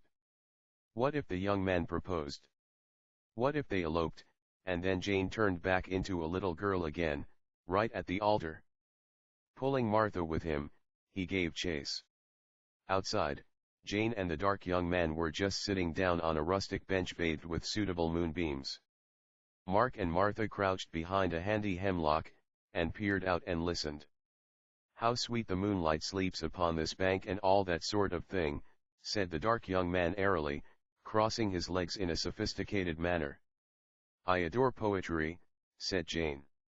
The dark young man shifted nearer and made his eyes big and soulful. "The night is yet young," he said, "and romance is in the air." "Is it?" said Jane in thrilled tones. "Yes," said the young man, "it is. Listen.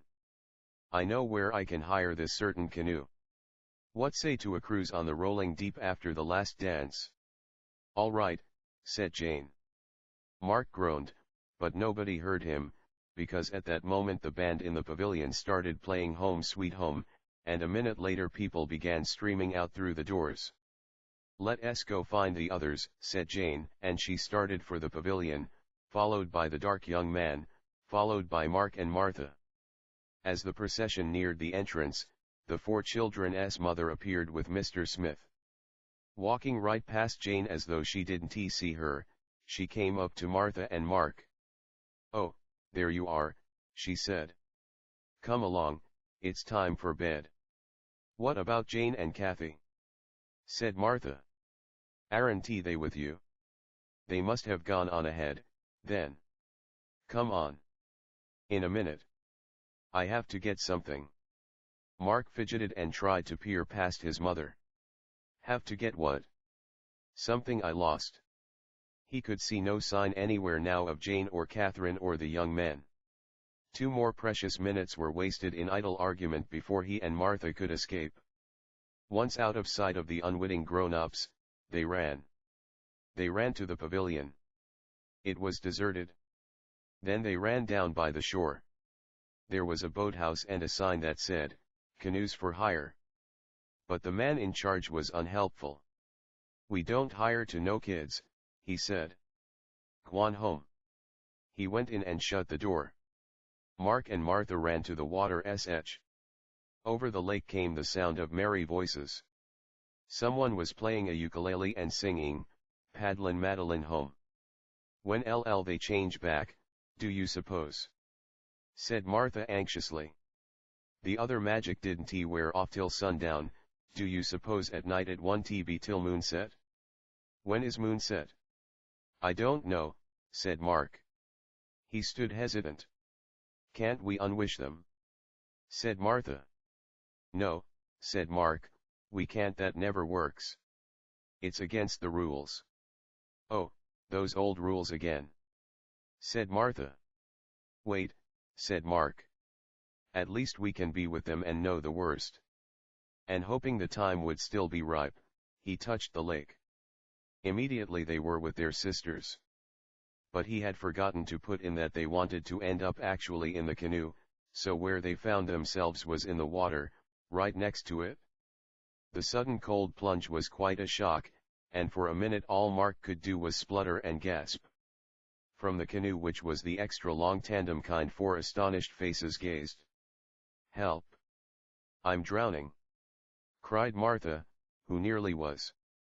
The blond young man stood up and began stripping off his jacket heroically. "Be calm, ladies," he said in red-blooded tones. "Leave it all to me. I'll save her." Then his expression changed as he recognized Mark and Martha. "Oh, it's you again," he said. "Am I going to have more trouble with you?" Amazement gave way to wrath in the face of Jane. "Honestly, of all the tag-alongs," she said. "Do you two have to follow me wherever I go?" "Beat it, small fry," said the dark young man rudely, strumming his ukulele. "How perfectly mortifying," said Catherine. "Just a minute," said Mark. He didn't have to worry about touching the lake this time, because there was very little of him or Martha that wasn't the next minute he had wished, and they were sitting drippingly in the bottom of the canoe, which was rocking dangerously. The dark young man stopped playing his ukulele in mid-strum. "Whew!" he said admiringly. "That was some jump, kid. How do you do it? You ought to train for aquatic sports." "You're dripping on my white shoes," complained the blond young man. Mark paid them no heed. "I'm sorry," he said, butting in like this, "but I've got to tell you something. You're making a terrible mistake. I wanted to warn you before it's too late. Those girls you've got there aren't what they seem." "They're minors," said Martha. "Minors?" said the dark young man. "She means minors," said Mark. He pointed at Jane. "You may not believe it, but that is a child of 12. "Some child," said the dark young man, looking at Jane's willowy frame. "They're my sisters," said Mark. "They ran away from home. I came to fetch them back. The other one's 9. They're big for their age." "They're overgrown," added Martha helpfully. "Of all the ridiculous stories," said Jane in disdain. "Never in all my life," said Catherine.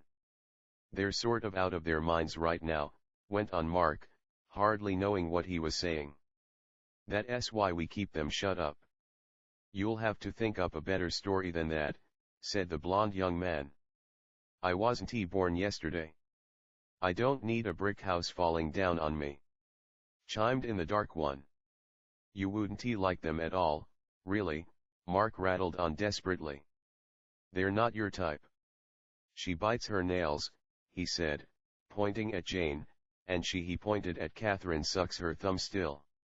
"Well, sometimes she does," he said, being fair.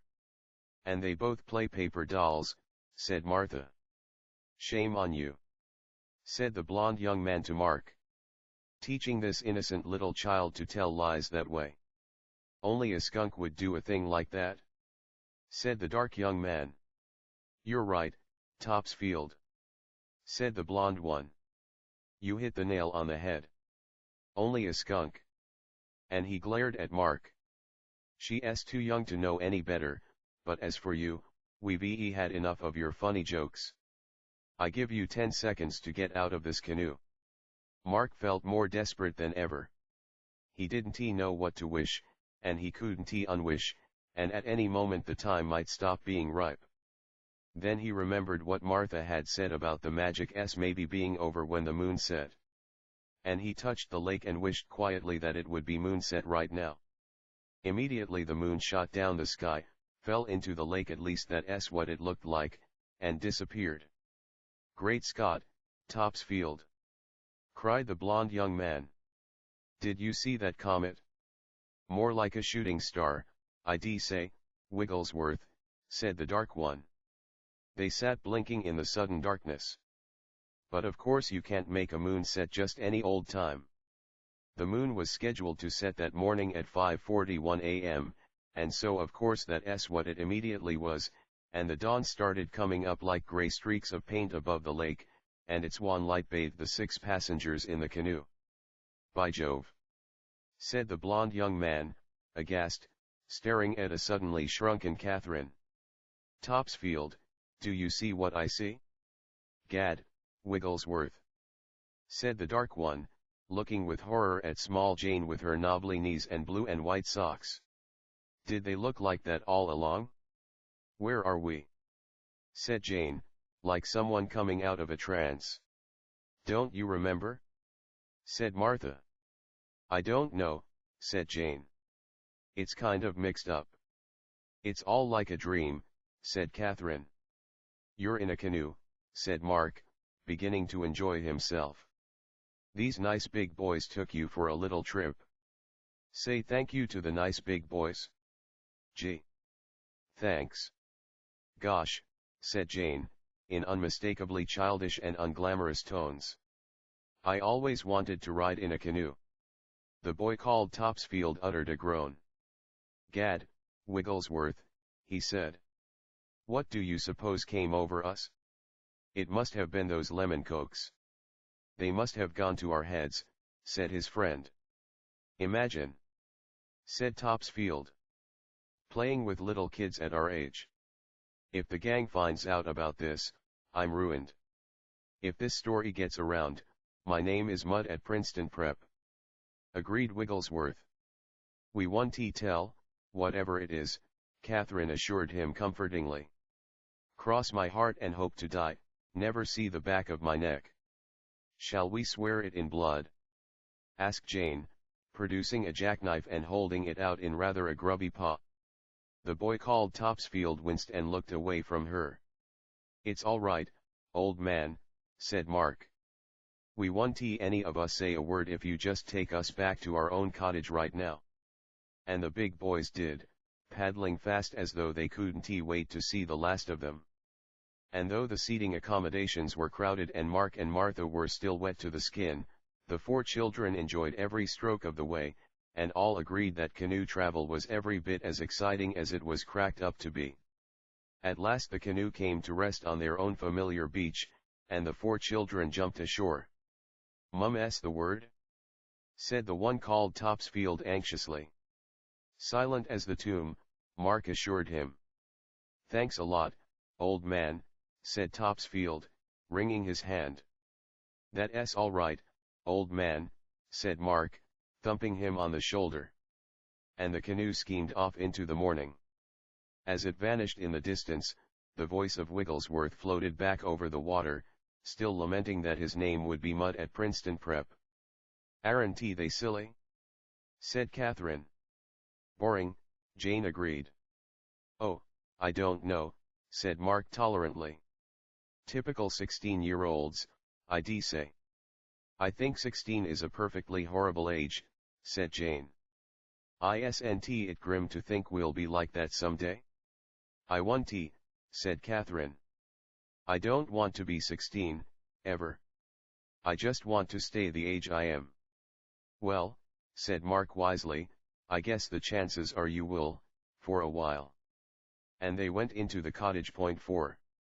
The storm, of course, their mother hadn't noticed any of the magic, and never knew they hadn't come home till morning, and never said a word to Mark and Martha about their wet clothes.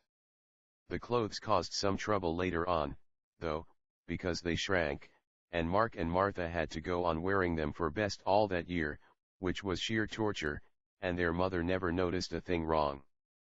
But she noticed and said a good deal about the way the 4 children couldn't be wakened up till long past noon that day, and the way they went on being dopey and droopy and sleepy all afternoon when they did get up. And since she had had a short night herself, and so had everybody else, for that matter, what with the sudden moon setting, though of course no grown-ups ever knew about that, she had overslept and was tired, too, and Mr. Smith got off to work late after too little breakfast, and in general there was small time for fun and games about the cottage that day, and it wasn't till the middle of the afternoon that Mark and Jane and Catherine and Martha found themselves free and in one piece and assembled on the beach. Mark marched straight down to the water's edge and called, "Oh Turtle! What are you going to do?" said Catherine in alarm. "No magic. Please. Not today," said Jane, collapsing wearily upon the sand. Martha turned and started making tracks for the cottage. "The time has come," Mark said, "to talk of many things." "It won't answer." "It didn't yesterday," said Jane. "Today I think it will, somehow," said Mark. And he was right. A few seconds later the turtle came swimming into sight. It didn't land itself on the beach, though, but stayed at a safe distance, treading water. "Well," it said. "Is this absolutely necessary?" "Yes," said Mark. "Yes it is. We've got to talk things over." "I suppose you're all pleased with yourselves about last night," said the turtle. "Were you there?" "I didn't see you," said Catherine. "I'm always there," said the turtle. "No, we're not very pleased," said Mark. "I did get us home, though," he added, with a touch of justifiable pride. "Humph," said the turtle. "Never counting the cost, of course. Just making one wish after another, hardly a minute to rest up between times, wearing a poor lake out. A lake full of magic doesn't last forever, you know." "It doesn't?" said Catherine. "Did you ever hear of anything that did?" said the turtle. "I thought this one might," said Mark cleverly. "After all, they've never found bottom." "Just 'cause they've never found it doesn't mean it isn't there," snapped the turtle. "You're getting down toward the bottom already. Take that wish about being 16. That's a dry land wish. Nothing watery about that. A dry land wish takes a lot out of a lake. You've heard of a fish out of water, well, for a lake out of water it's the same principle. After this, wish wet wishes." "We'll try," said Catherine. "And then all that meddling with the moon," went on the turtle. "That never pays. I'd say a wish like that was worth about 20 ordinary ones. Difficult things, moons. What with the tides and all. Hard to manage.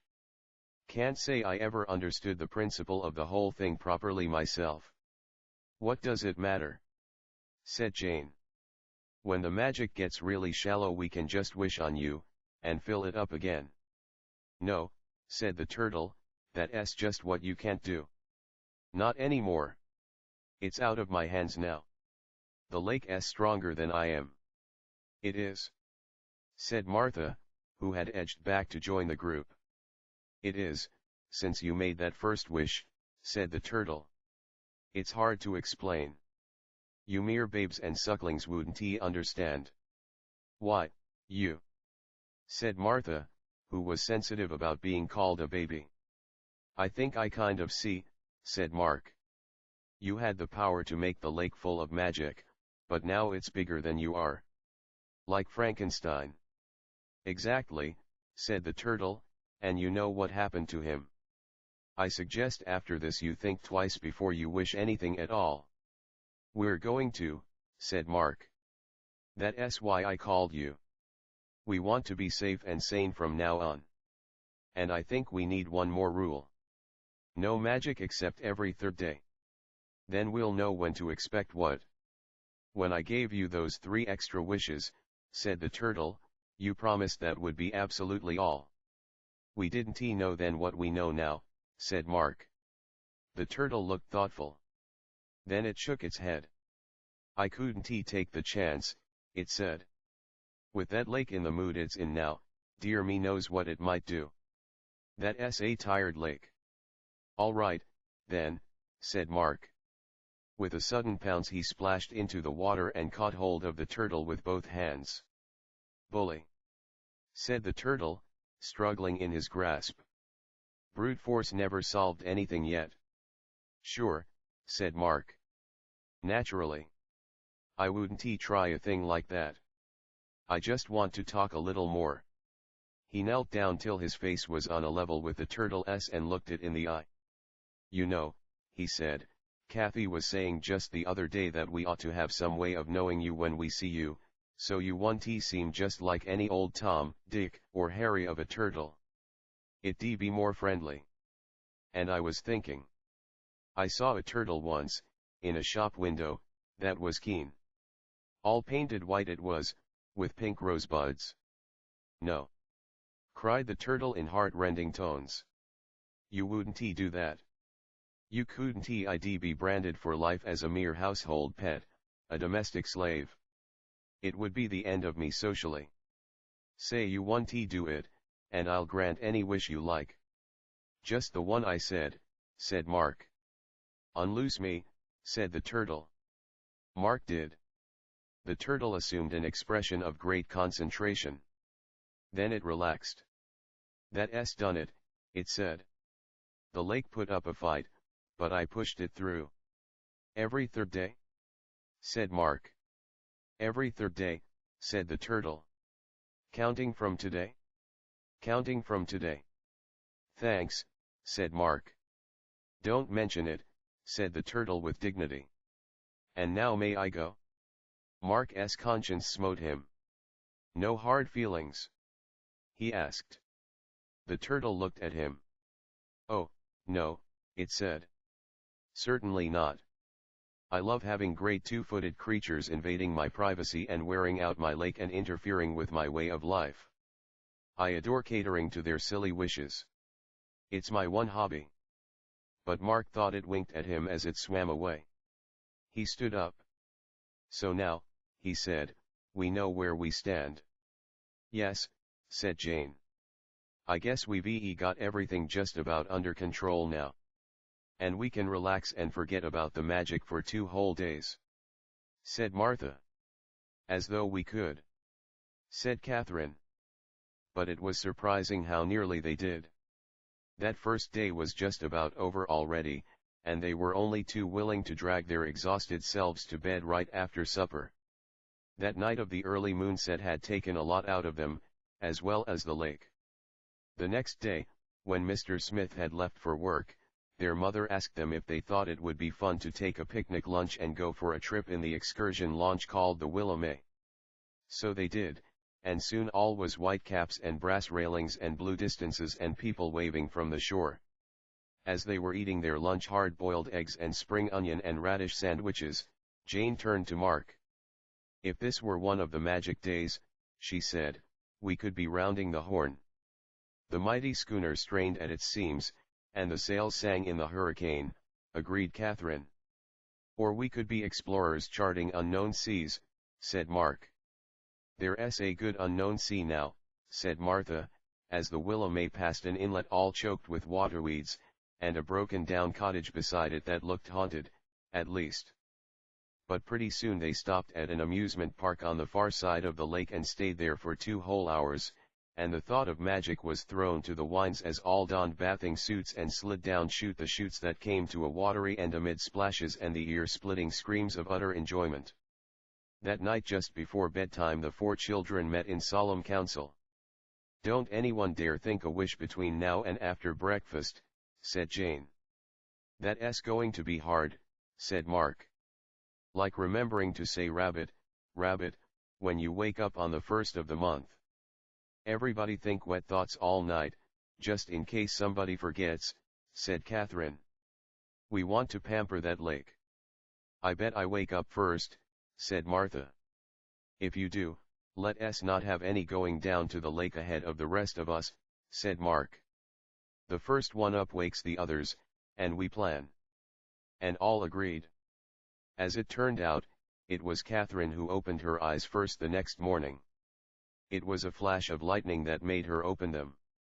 And then came a gigantic crash of thunder that woke the others, and after that the rain came pelting and blowing all over the screened porch, and the 4 children made a mad dash for indoors. Too late they remembered about the magic and started to dash out again, but their mother was up by now and barred the way. Nobody goes near that lake this morning, she said. Water's dangerous in a thunderstorm. But we have to, said Jane.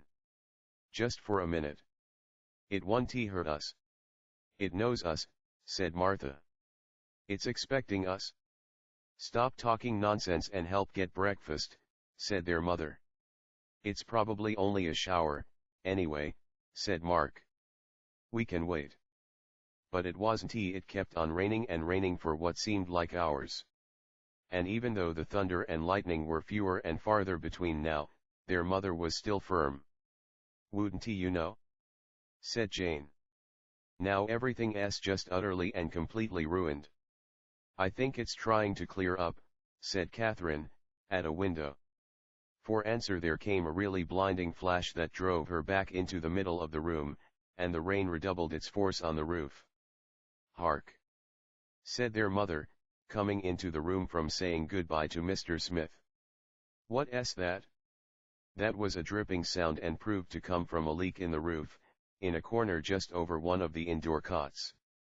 While their mother ran to get something to put under it, Mark discovered another leak in the kitchen ceiling, and Jane found one merrily plip-plopping right in the middle of the upstairs bedroom. 5 minutes later the 4th leak was discovered, and they were beginning to run out of dishpans and double boiler bottoms.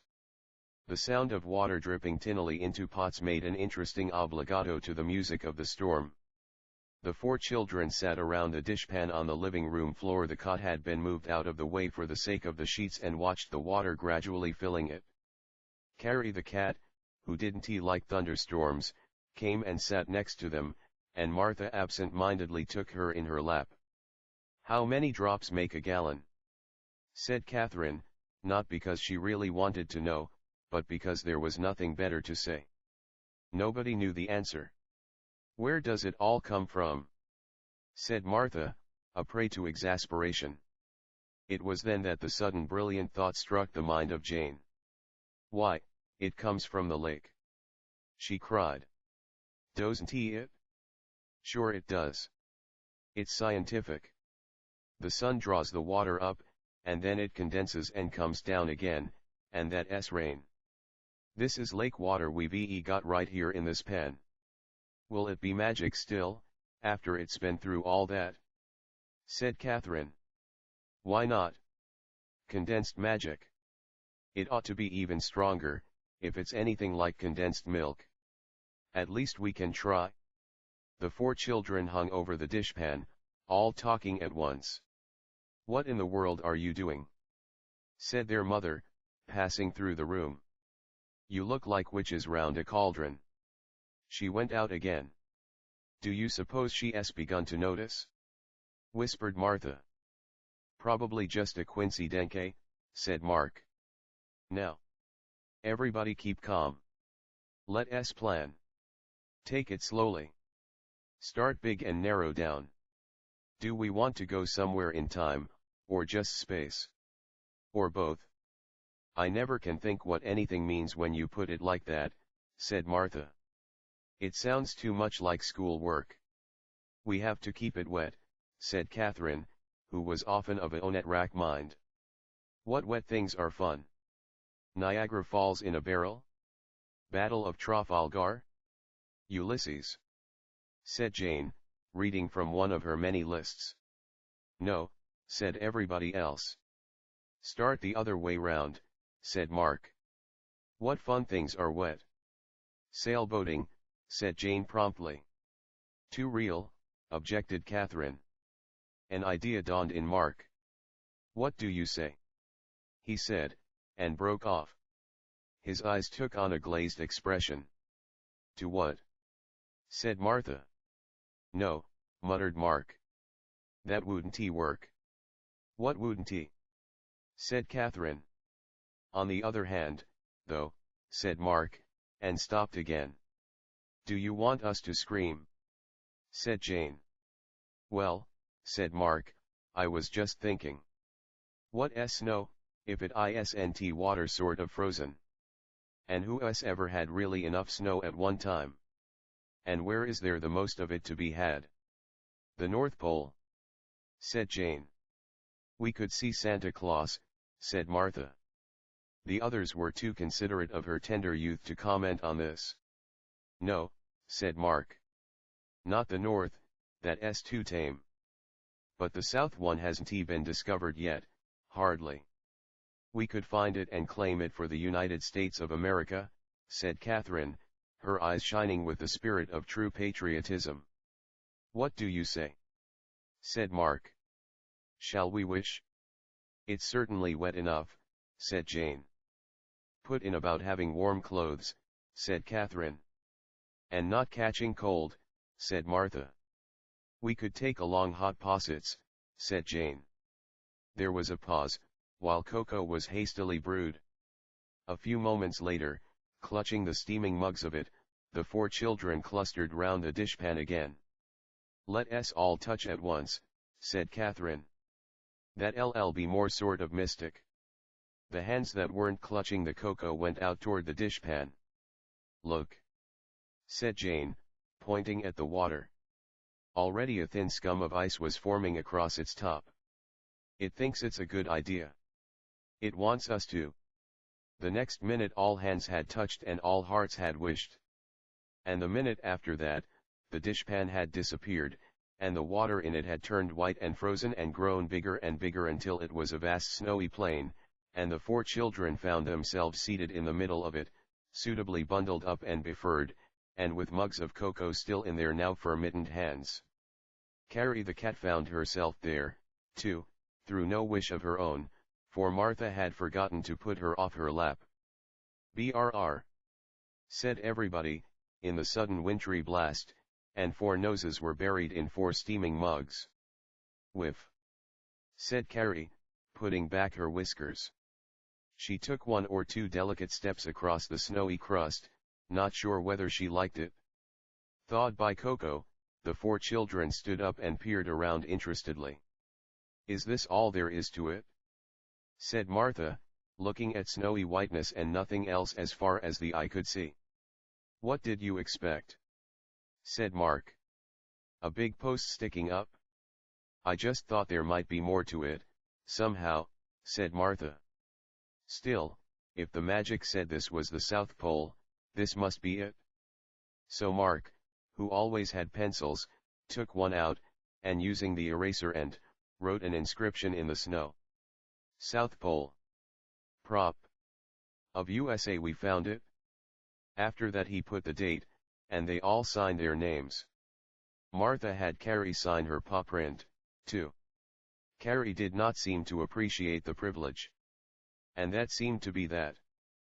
But after that there were snowballs to be thrown, and a snowman to be built, and ice to be found and slid on, and if you have ever been transported suddenly from a hot and thundery day in July to the middle of a winter sports carnival in December, you will have some idea of how the next fleeting moments happily passed. "Darn," said Jane. "We should have put in a toboggan while we were wishing." "And skis," said Catherine. "And snowshoes," said Mark.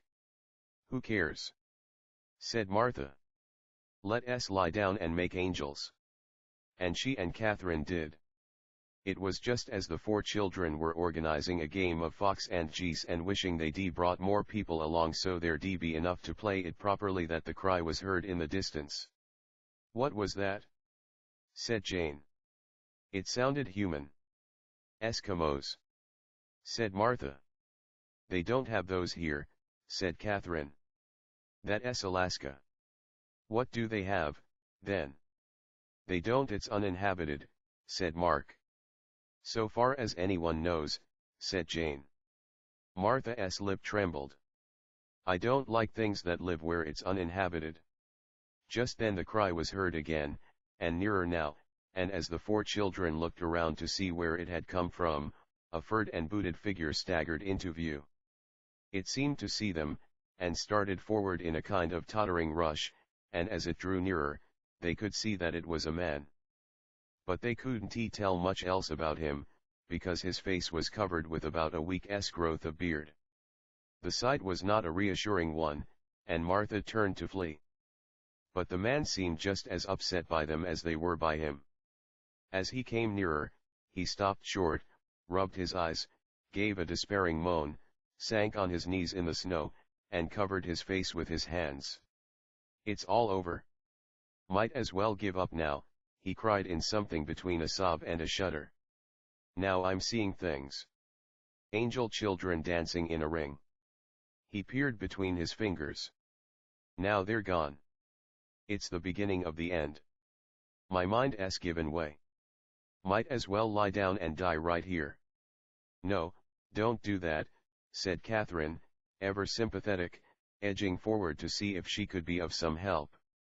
"We're not angels," said Mark. "We're not even specially good," said Jane. "We're just children," said Martha. The man groaned and covered his ears.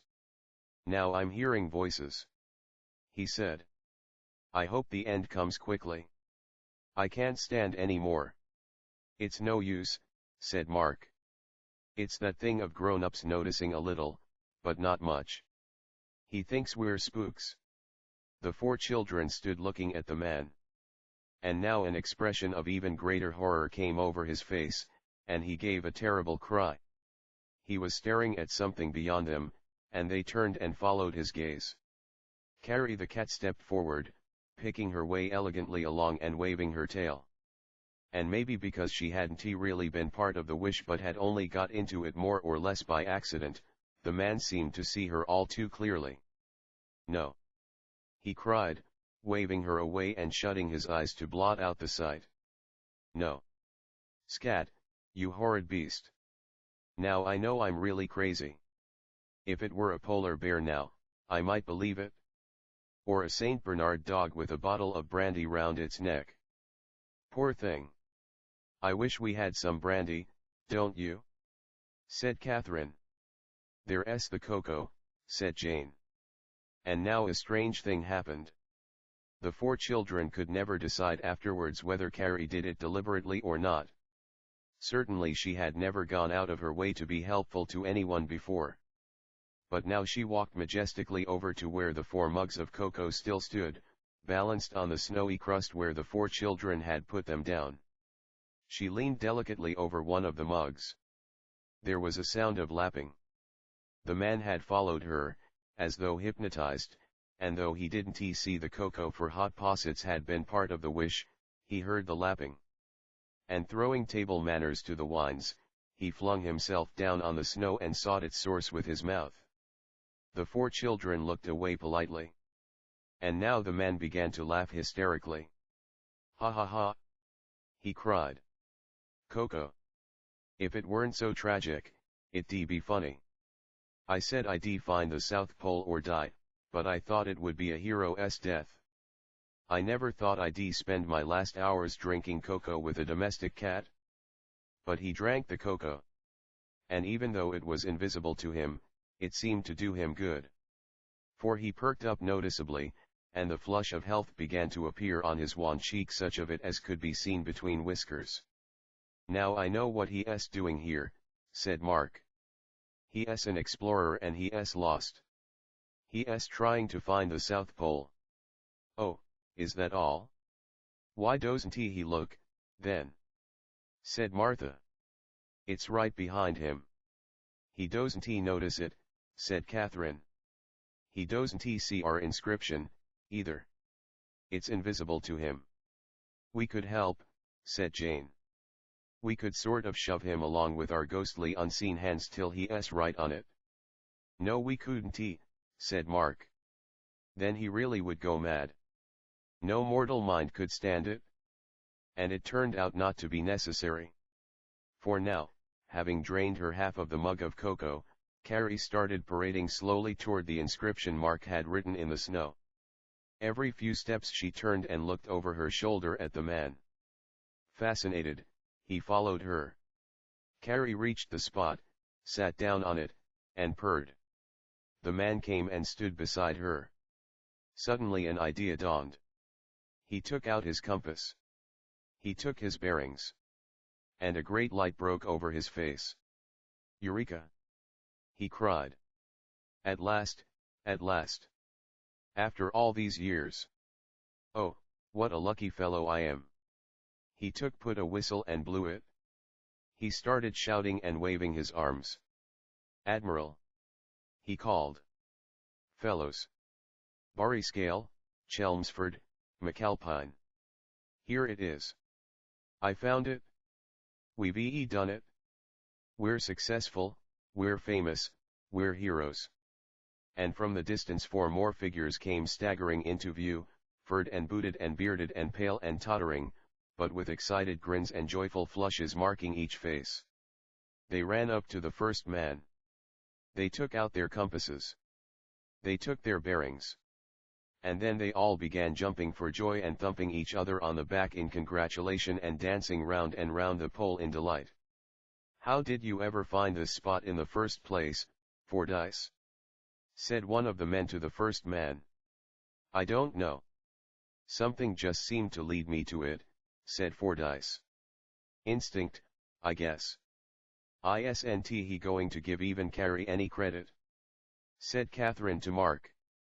Carrie was wreathing herself around the men's legs now and making conversation. "What's that sound?" said the fourth man.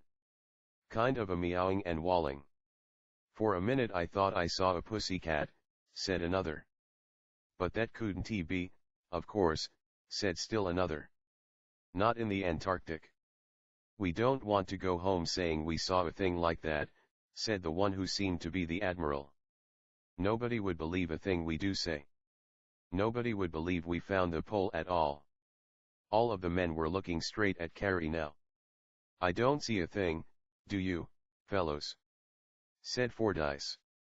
"Not a thing," said all the others. "Come on," said the one called the admiral. "Let us get back to the plane and broadcast the good news home to the States."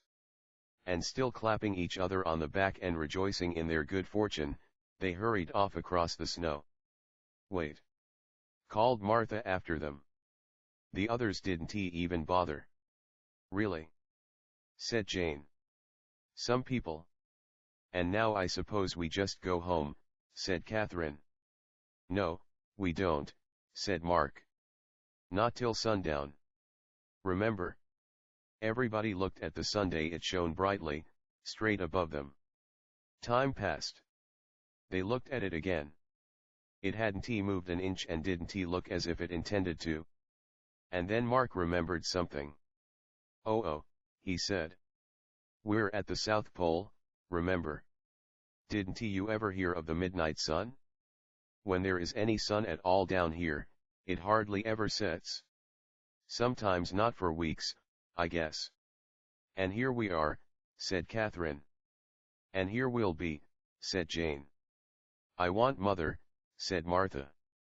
After that nobody said anything for a few minutes.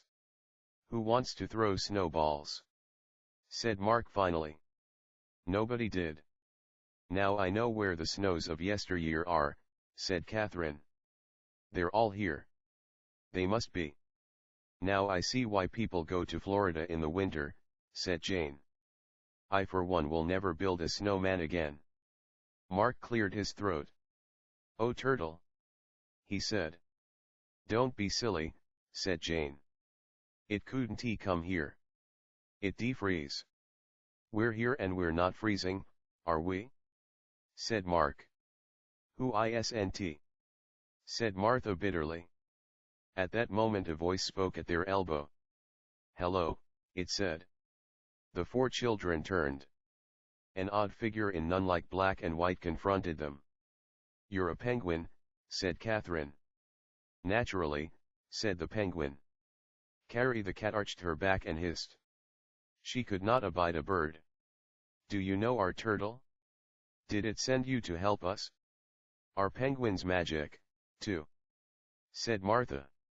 Don't we look as though we were? Said the penguin. And the 4 children had to admit that this was true.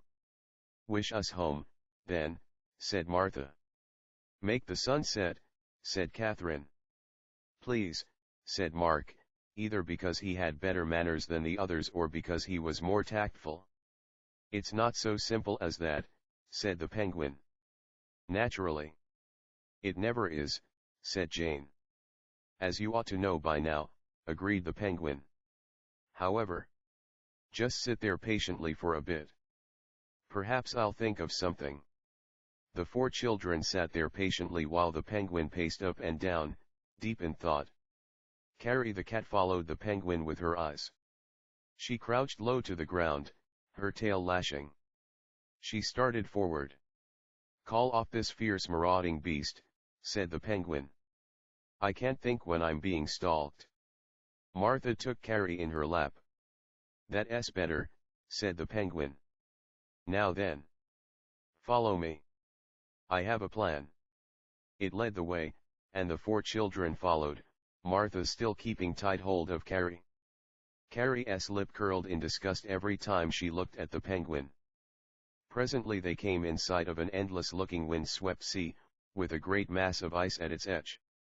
That's probably the Antarctic Ocean, said Mark, who knew about such things.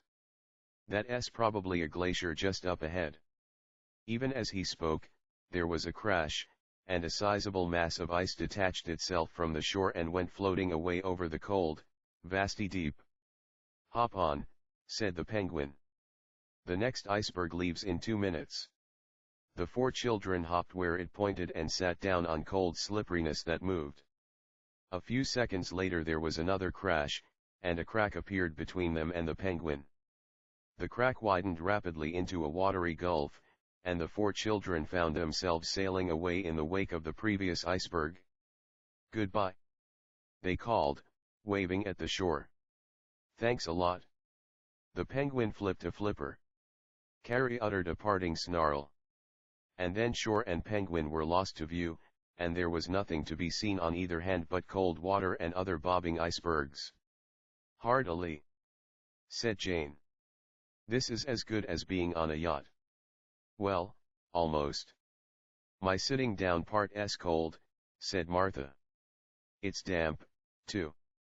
Do icebergs always go this fast? Said Catherine. We're passing all those others already. And I think it's getting warmer. Isn't it? Said Jane. That penguin must have sent us by special express. We must be getting up in the temperate zone already. I think we're shrinking, said Martha. Look. Jane and Catherine looked. It was true. The edges of their icy float were visibly melting away before their eyes. This is awful, said Jane. We're down to half size already. How long do you suppose we'll last? Mark said nothing. He was scanning the horizon. Now he suddenly took off his coat and started waving it. Ship ahoy! He called. A ship had appeared on the horizon and was steaming swiftly toward them. Soon it was so near that the 4 children could see the faces of the people who lined the deck.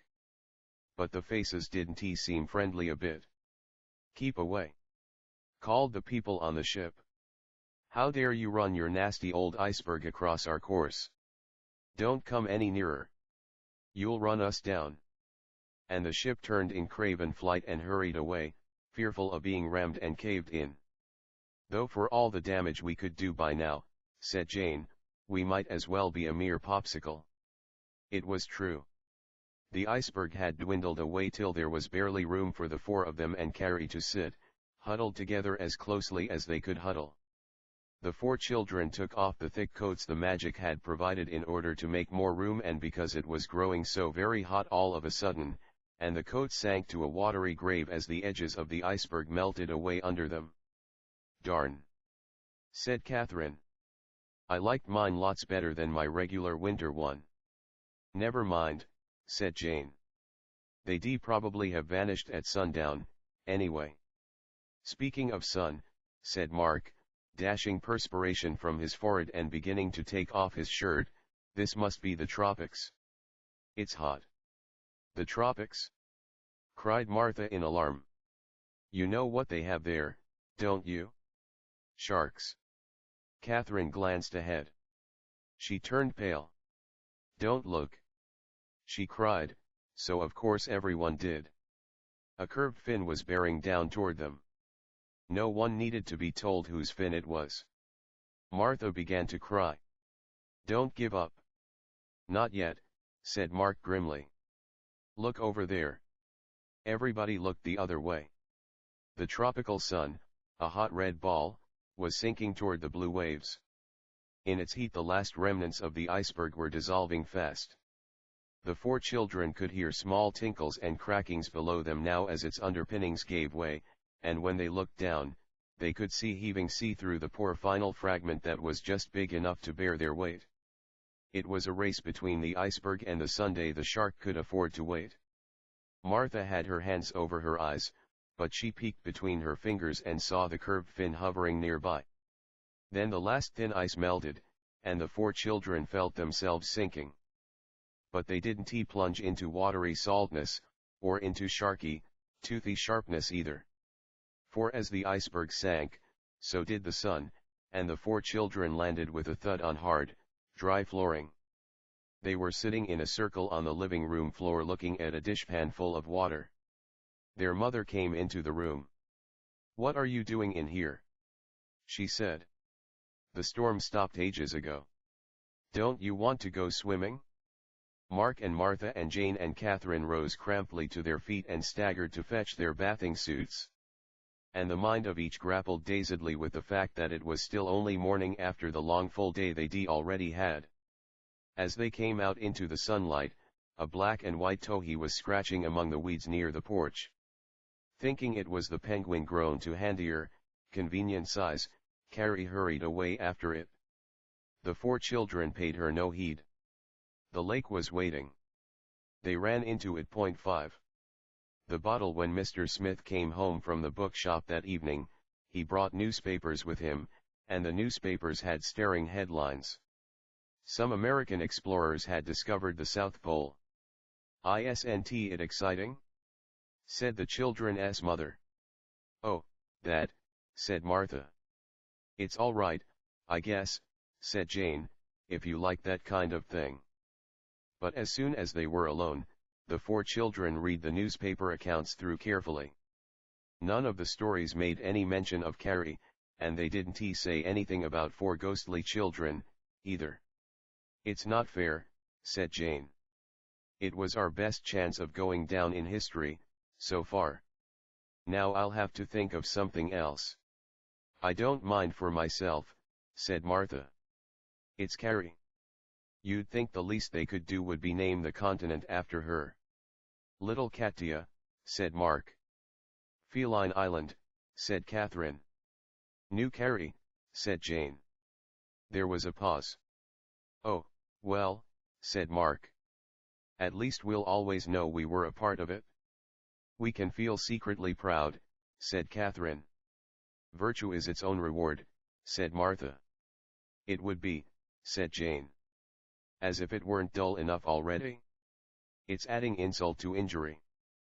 But she cut the newspaper stories out and put them away in her top bureau drawer just the same.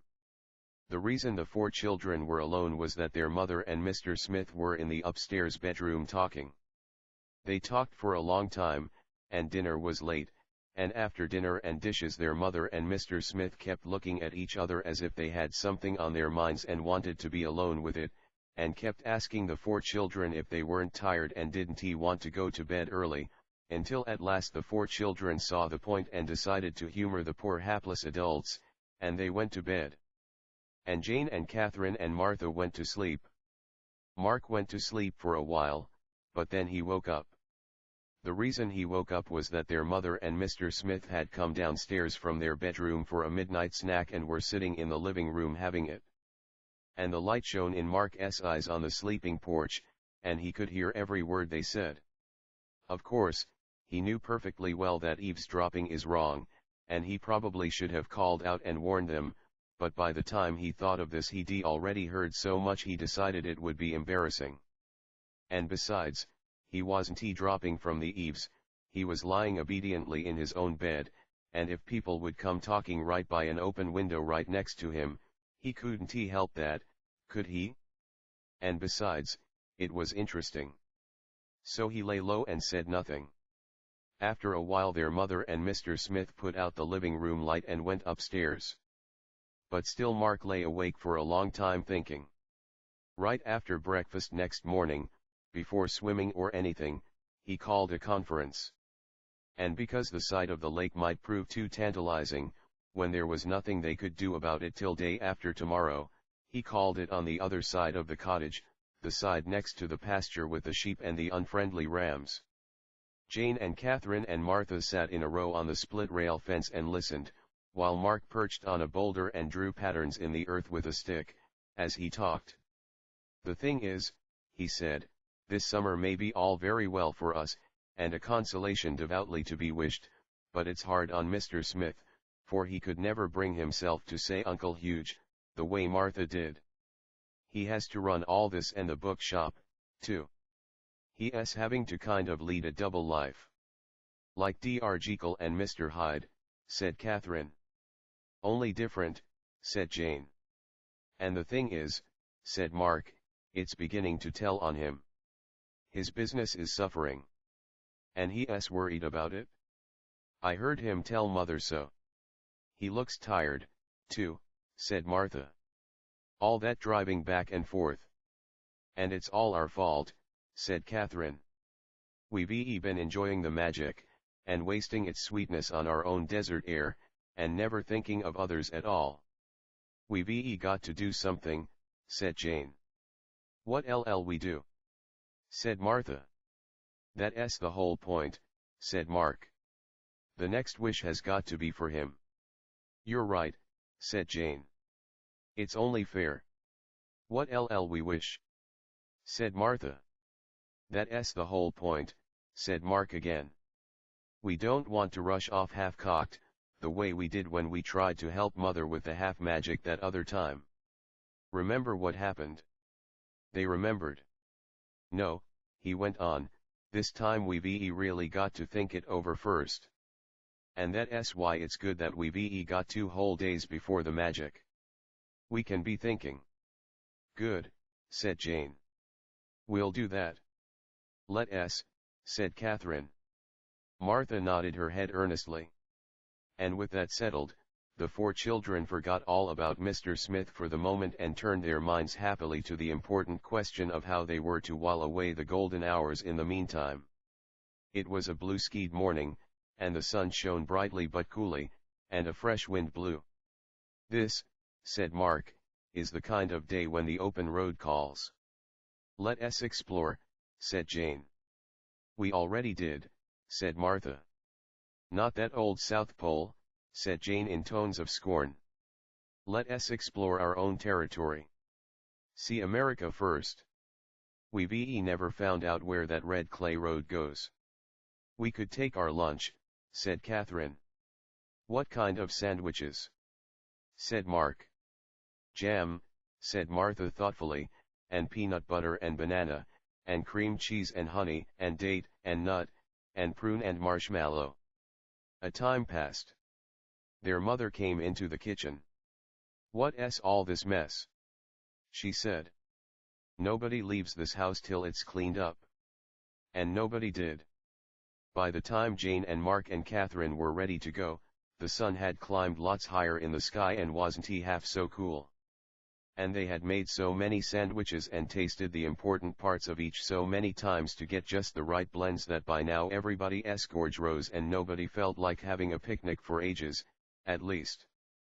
But they packed the lunch basket with the sandwiches, anyway. "Where's Martha?" asked somebody. It turned out nobody had seen her for some time. "Here I am," said a voice at that moment. "Are we all ready?" And a small figure walked in from outside. "No thanks to you," said Mark. "Work shirk." "I had something to do," said Martha. "Naturally," said Jane. "At a time like this. Just for that you get to carry the lunch basket." And Martha did. The 4 children went over the rolling meadow with the sheep, keeping well out of the way of the untrustworthy rams, and came into the red clay road some distance beyond the farm where the milk came from. From now on all was unexplored territory, and they explored it. Once some bluebirds flew over saying, "Truly," and for a while there were some bright yellow wildflowers growing by the side of the road that Mark, who always knew about such things, said were tansy, also called bitter buttons. Jane, ever venturesome, tasted a few and said they were bitter all right. None of the others cared to try. But otherwise, one red clay hill proved very much like another, and they kept going on, and there didn't seem to be any end to them, until at the top of the third one Martha, who hadn't been in on all the sandwich making and who had been carrying the heavy basket all this while, sat down by the side of the road and said she wasn't going a step farther until she had her lunch right here and now. "Not out here in the sun like this," said Catherine, wiping perspiration from her eyebrows. "Human flesh couldn't stand it. It debroil."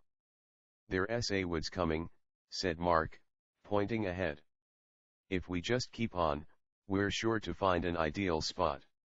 So he and Jane and Catherine and a reluctant Martha trudged down the third hill and toiled up the fourth, and at the top of it the woods came right up to the side of the road, and there proved to be a track that turned off and went in among the trees, and the 4 children followed it. "Cold," said Catherine. Blessed cold." "That's no word," said Jane. "It ought to be," said Catherine, pressing on.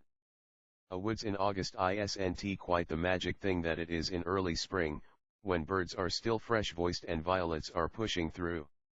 Still, a woods is a woods, and the 4 children hadn't been in one for weeks at least, and there were branches to swing from Mark, and side paths to explore Jane, and ferns to collect and keep dropping Catherine, and all the time Martha kept finding one ideal spot after another, and the other 3 kept saying they weren't quite ideal enough.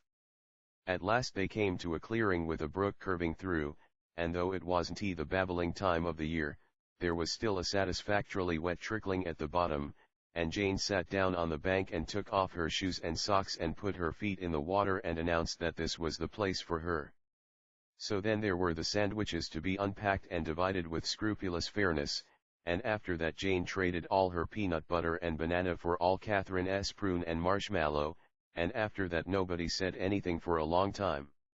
"Now," said Martha finally, "what are we going to do about Uncle Hugh and the magic?" "We can't do anything," said Mark. "Not yet." "What are we going to do when we do something?" said Martha, sounding like a popular song, as Catherine pointed out. A discussion of the chief ballads of the day followed, and a stirring rendition of Do What You've Done before on the part of Jane and Catherine. When silence had been restored, Martha returned to the subject. "I've been thinking," she said, "about that treasure." "What treasure?" said Catherine. "The treasure on the island, silly," said Mark. "The pirate treasure, the treasure in the chest." "I've been thinking about it, too." "Why, yes." Jane joined in excitedly. "Sure. That pirate captain marked the stone with his initials as plain as plain. We could find it and dig it up in no time. It's a cinch." "Of course, we never saw inside it," said Catherine, "but you can guess what it'd be. Would pieces of 8 still be worth anything after all these years?" "Rare coin collectors would give untold millions," said Mark. "There're probably jewels there, too.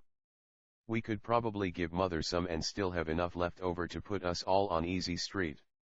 "That's what we'll do, then," said Jane. "I thought of it first," said Martha. "Day after tomorrow," said Catherine. "I can't wait." "We'll get back to the house now and plan," said Mark. To pack the empty sandwich papers in the lunchbox and bury the unsightly crusts of which there were a good many was but the work of a moment, and the 4 children set upon the homeward trek. "Which direction?" Catherine wondered. "That away," said Mark, pointing, and then starting through the trees. Everyone else followed. 10 minutes later they were still walking, and there was still no sign of the red clay road. "It ought to be right ahead any minute now," said Mark. But it wasn't. What was right ahead was a clearing, with a brook curving through and a stray sandwich paper somebody had forgotten caught in a bush and rustling in the breeze. "We've come in a circle," said Jane.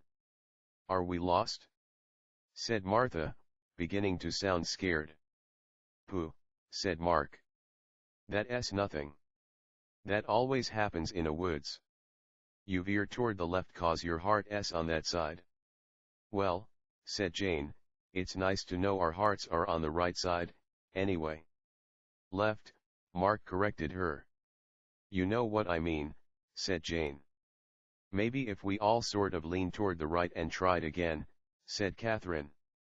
This didn't sound very sensible and looked even sillier, but the 4 children were willing to try anything. Turning their backs to the brook, they walked lopsidedly away. A time passed. "I've seen that stick before," said Catherine, pointing at the ground. "That's not a stick, it's a branch," said Jane. "Whatever it is," said Catherine. "I remember that knobbly part." We're in a circle again. A few steps farther on, the familiar brook appeared. "We are lost," said Martha, sounding really scared now. The 4 children sat down on the bank and faced this fact. "Now I know what it means about not seeing the woods for the trees," said Jane, looking round at the curtain of green. "I for one," said Catherine, "will never feel the same about Arbor Day again." "If that brook were the lake," said Jane, "we could touch it and wish ourselves home right now." "And if it were day after tomorrow," Mark reminded her. "Oh, those old rules," said Martha. "Always making things harder." "We asked for them, don't forget," said Mark. "It was worse when we didn't have any." "Maybe we should call the turtle," said Catherine. "It sent a penguin before. What would it send in a woods?" Jane wondered. "A moose, maybe." "Oh, turtle," said Mark, but not as if he expected any answer. Still, everybody looked round in every direction, just the same. Nothing passed by but a caterpillar who was just looking. "It can't come," said Mark. "The magic's bigger than it is now." "It said so." "Yes, it did, didn't it?" said Martha in rather a peculiar voice.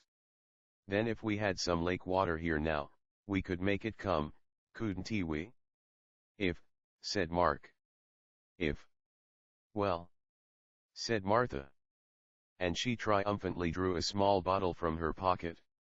"That's mother's best French perfume," said Jane. "It was," said Martha. "She used the last drop the night we all went to the dance. She said I could have the bottle for my handkerchief drawer. It's got lake water in it right now. I went down to the beach and got some before we started, just in case." She finished and looked round at the others proudly and defiantly, and everybody's heart sank. Because everybody knew Martha had got over being scared now and was going to be awful. That was always the way with Martha, and when she was that way, there was no doing anything with her. "This is terrible," Catherine wailed.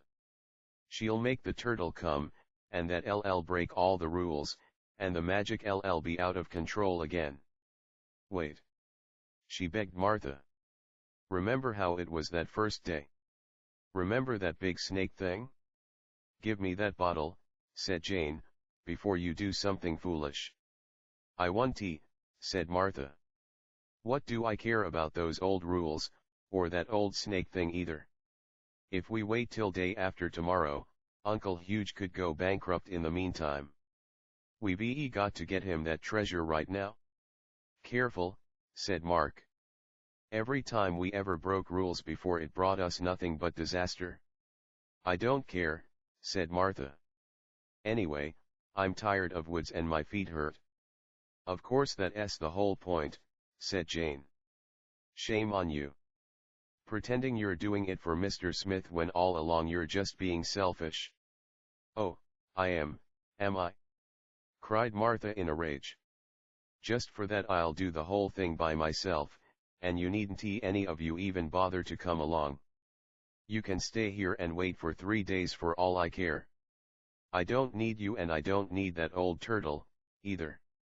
And pulling the stopper from the bottle, she dashed its contents recklessly all over her hands and front. I wish, she cried, that all the rules were broken and I was on that island with the pirate's treasure this minute. And she was. It all happened so quickly that not even Mark could do a thing to stop her.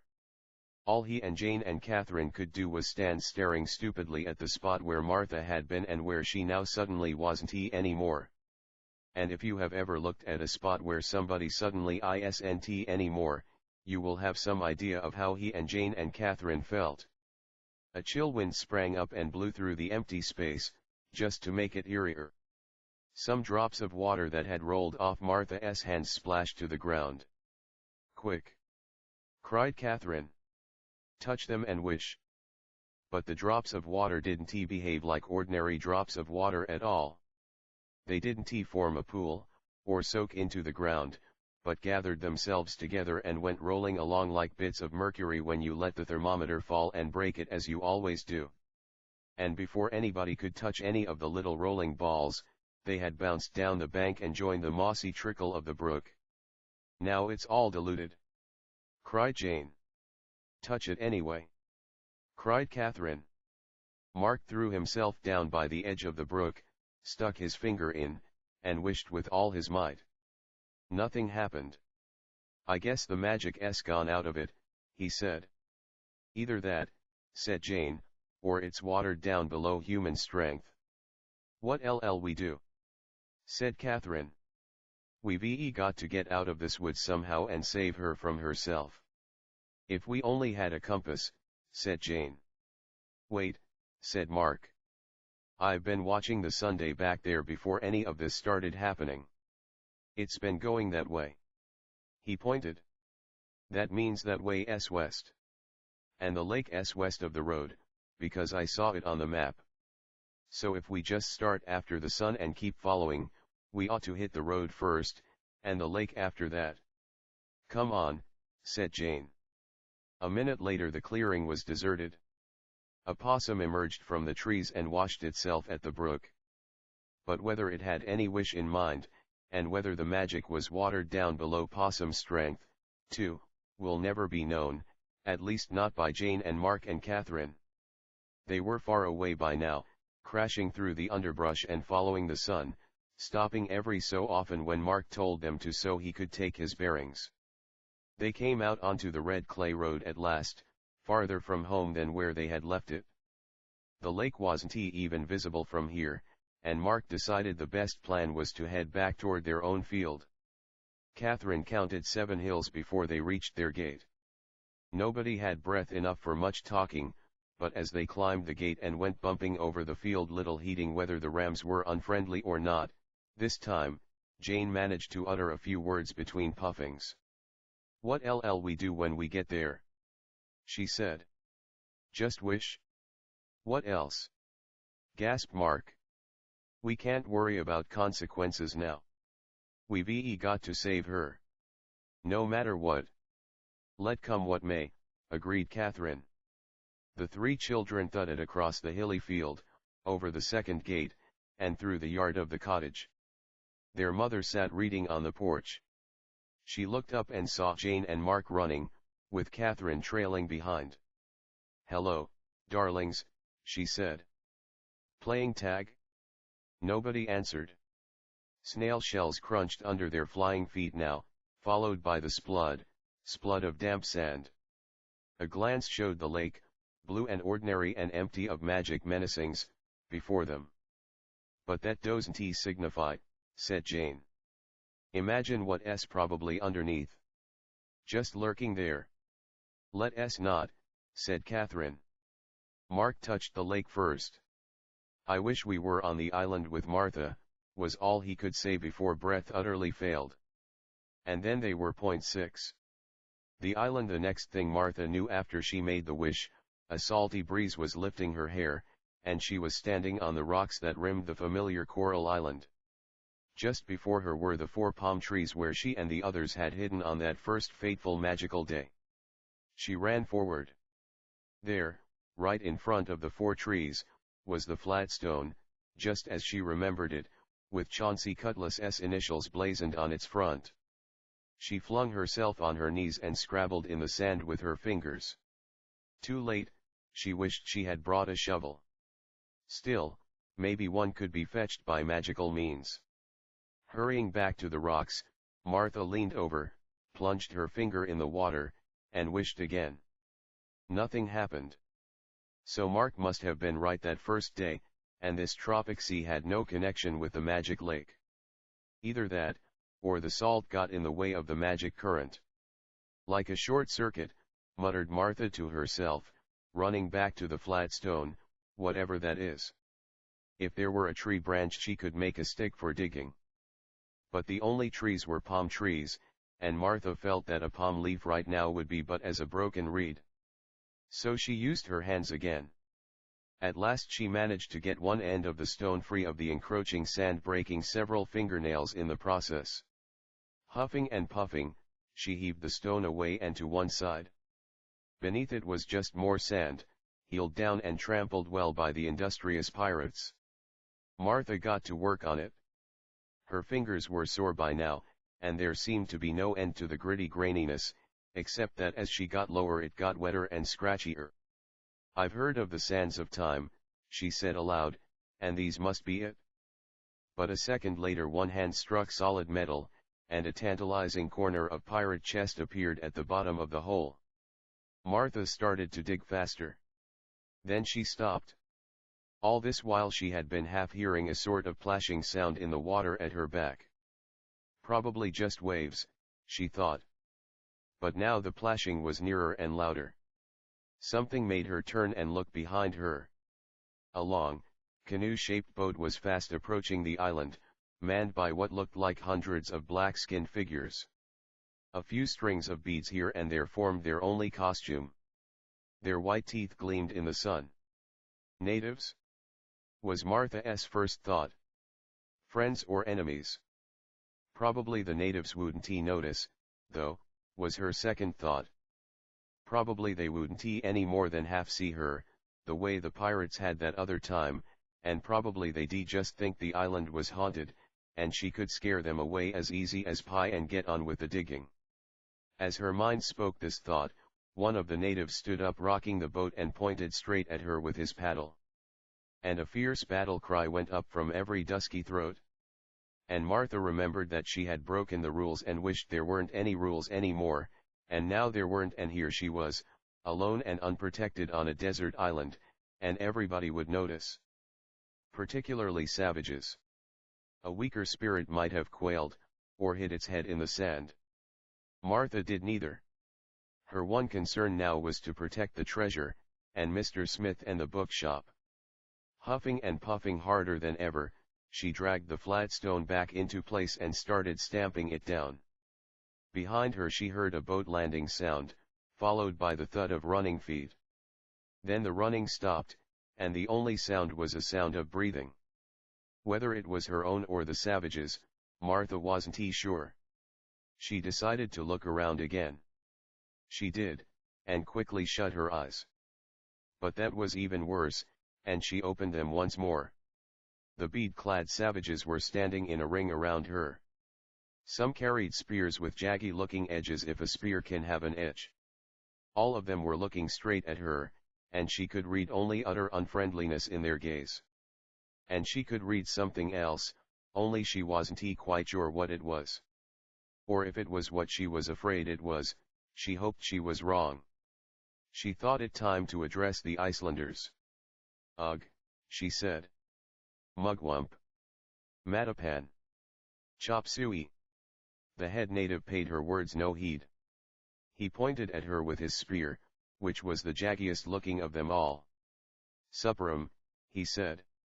"Smallum fatum girlum. Roastum stuffed with breadfruit crumbs. Custard apple in mouth all same like suckling gum pigum." "Yum yum yum," said all the other natives. And Martha knew then what it was she had seen in the expressions of the savage eyes. It was hunger. This was a cannibal island, and they were cannibals. As this fell thought sank into her brain, rough hands seized her, and she knew no more. When she came to, for a minute she didn't know where she was. She tried to move, and couldn't. She looked down. Then she knew. She was bound hand and foot and tied to the handle of a long spear that was standing up with its point plunged deep in the sand. Her feet dangled high above the ground. It was an undignified position, and she would have been furious if she had had room for any feelings but fear. Drums were beating somewhere nearby, and there was a sound of rough voices raised in something that was probably intended to be song. Martha looked. It was just as she feared. A huge bonfire blazed on the beach nearby, and the Icelanders were dancing round it, waving their spears. A vast cauldron hung over the fire. Steam issued from it, and Martha knew only too well from Catherine's home cooking lessons that any minute it would come to a boil. "Oh, turtle!" she cried, trying to make her voice heard above the din. Not a thing happened. Naturally. All rules were broken now, and there wouldn't be a soul to help her, and she was the one who had done it. It was only what she deserved, but that was small comfort. The cauldron began to bubble. Martha spared a second for a wish that if Jane and Mark and Catherine ever got out of the woods and arrived back at the magic lake and were noble enough to try to help her, it would be too late. After all, there was no point in their being boiled, too. Then she wept, a prey to despair. Savage hands seized her, spear and all, and carried her toward the bonfire. She could feel its heat all around her now, and the steam from the cauldron was warm and damp on her face. Then, just at the moment when she was abandoning all hope, there was an interruption. 3 forms appeared on the island's rocky shore. The forms were those of Jane and Catherine and Mark. Because at just that moment they had arrived at the lake and made their wish, and it wasn't too late, and here they were. Their horrified eyes took in the scene. "What'll we do?" said Catherine. "Pretend we're white gods from the sea, silly," said Jane. "That's what explorers always do. It always works." "Wait," said Mark, wanting to stop and think it over, as usual. "There's no time," said Jane, and for once she was right about this, for the natives were holding Martha poised over the cauldron now, and one of them was just reaching out to cut the bonds that held her to the spear and were all that kept her from the scalding depths below. "Stop that!" cried Jane, striding forward and waving her arms as a great white goddess from the sea should. "Salam! Hallelujah! Audiobook GA." Catherine tried to follow her example, but she couldn't think of anything godlike to say. "Vamoose. 23 skidoo. Scat, you nasty things," were the words that fell from her lips. The cannibals jumped, startled, and some of them dropped their weapons. The ones who were holding Martha's spear let it fall luckily to one side of the cauldron, and Martha was only slightly bruised. Mark took advantage of the distraction to kick quite a lot of sand onto the bonfire. It went out. He reached down to pick up one of the weapons the savages had dropped. But the cannibal chief wasn't to be discouraged so easily. He put his foot on the spear Mark was trying to pick up. "Bourgeois," he said, or a native word that sounded very much like that. "Don't believe White man always tell same old story All samely come Captain Cook. Tell native him great white got Wasn't he heap big fickum." He rallied his flagging cohorts round him, and they started for Jane and Catherine menacingly. Mark ran forward to bar the way. "Beware!" he cried wildly. "Great white got too. Prove it. Heap big magic. Fire magic. Voodoo." And pulling out a box of matches he happened to have in his pocket, he struck one of them and brandished it in the cannibal chief's face. The chief remained unimpressed. "Old stuff he said. "Modern invention. Safety match And blowing out the match contemptuously, he seized Mark in his raven grip. Others of the savage horde laid hold of Jane and Catherine. Mark fleetingly wished he were the Connecticut Yankee at the court of King Arthur and could predict an eclipse of the sun, and then it would happen, and that would show them. But he wasn't he, and he couldn't he, and the cannibal chief had probably had the book read out loud to him by some missionary. Anyway, Mark reflected bitterly. And then he had probably eaten the missionary, coat and bands and hymn book, too. The only thing Mark could do was let himself be bound hand and foot and tied to a spear like Martha before him. Out of the corner of one eye he could see Jane and Catherine being subjected to the same humiliating treatment. 5 minutes later the 4 children were dangling from their 4 spears like so many sides of meat hanging in a butcher shop waiting to be roasted. Mark shuddered. Every idea he had seemed to lead back to the same horrid subject. The natives were hurrying about below them now, gathering wood for another fire and hauling out 3 more cauldrons, though how they had fitted 4 cauldrons into their one narrow canoe Mark couldn't imagine. "This is the worst thing that's happened to us yet," cried Catherine from her spear. "Don't give up. Keep thinking. We've always managed to find a way out before," called Mark, reassuringly from his, though he didn't really feel as hopeful as he tried to sound. "We hadn't broken all the rules then, and ruined everything," said Jane, who was in no mood to consider the feelings of her youngest sister. Martha gave way to tears again. I will not say whether any of the others joined her, or which ones. The bonfires were nearly built now, and the cauldrons being hung in place. But the natives were moving more slowly, and pausing every few moments to wipe their brows. The sun had climbed high in the heavens. It was hot. Some of the cannibals abandoned all pretense of work and flung themselves down on the sand and shut their eyes. Others followed their example. "What's the matter with them?" said Jane. "Why don't they cook us now and get it over with? This suspense is awful." "They're tired," said Catherine. "No wonder, after all that fire, and dancing, and then working in this heat. I feel as if I were cooked already."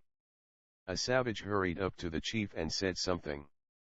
He pointed at the sun directly above.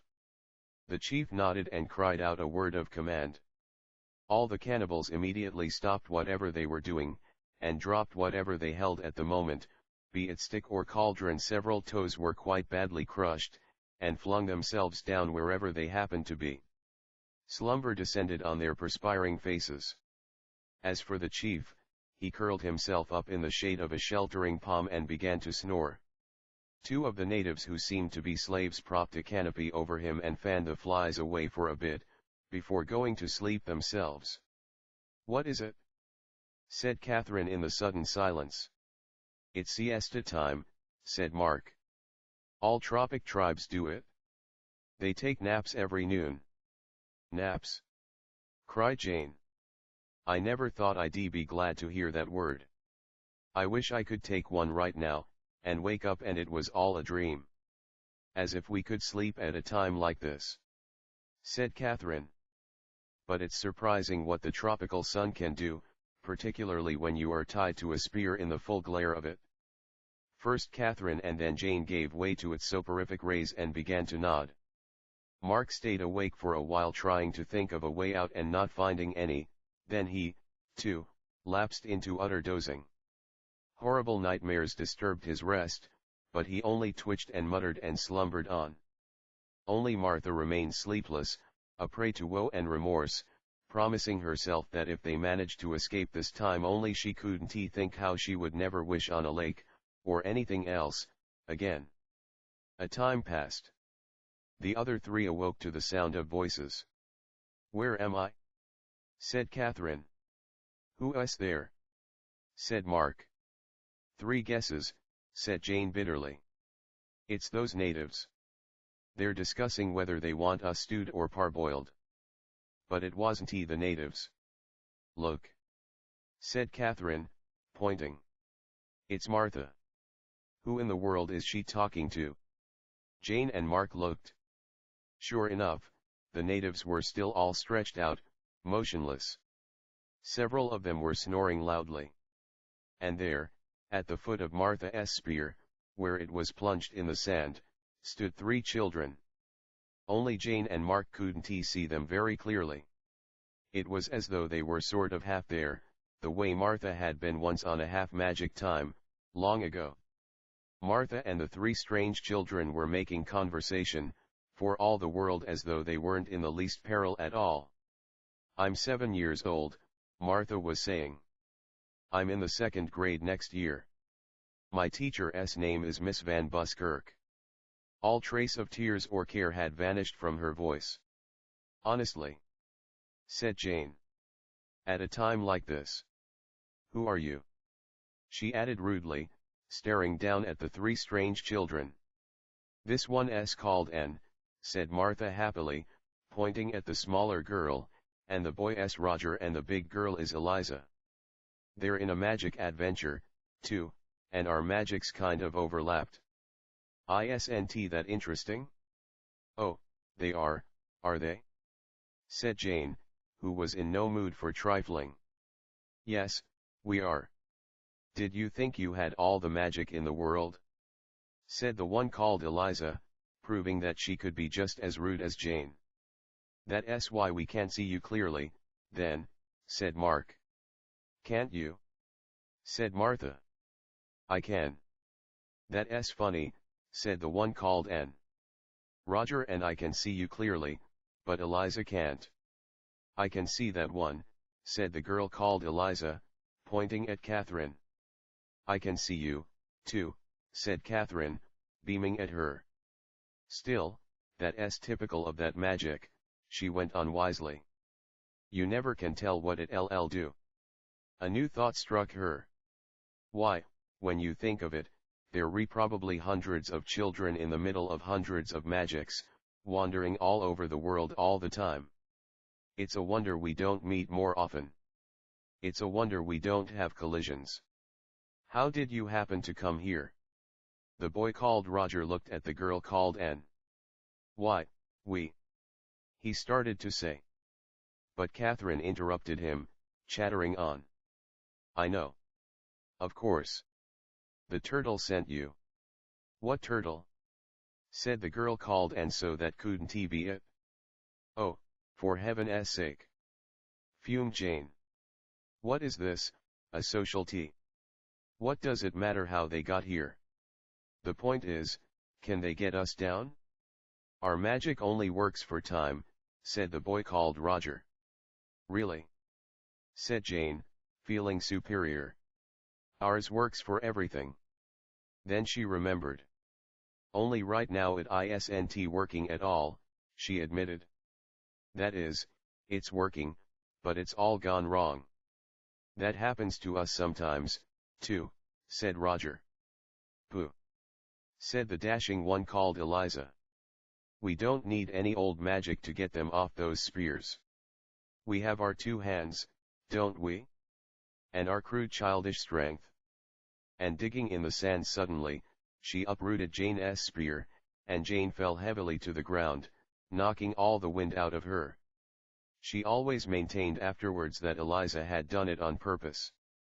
But whether or not this was true, it was also true that once she had brought Jane to earth, Eliza worked just as hard as anyone else at undoing her bonds.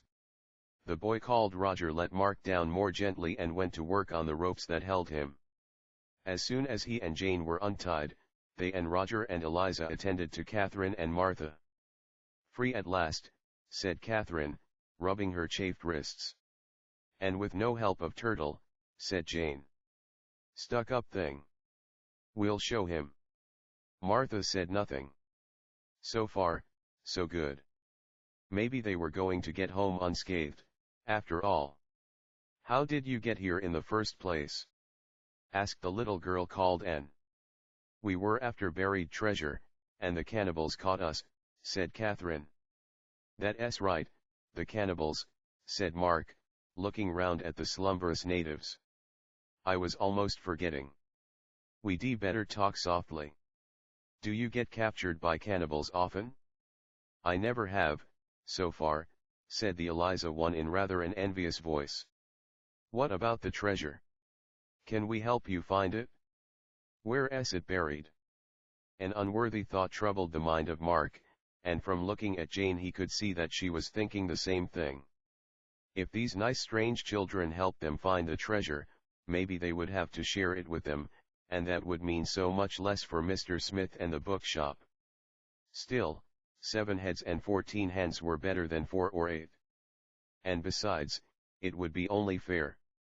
Shall we tell them? Jane's eyes spoke to Mark.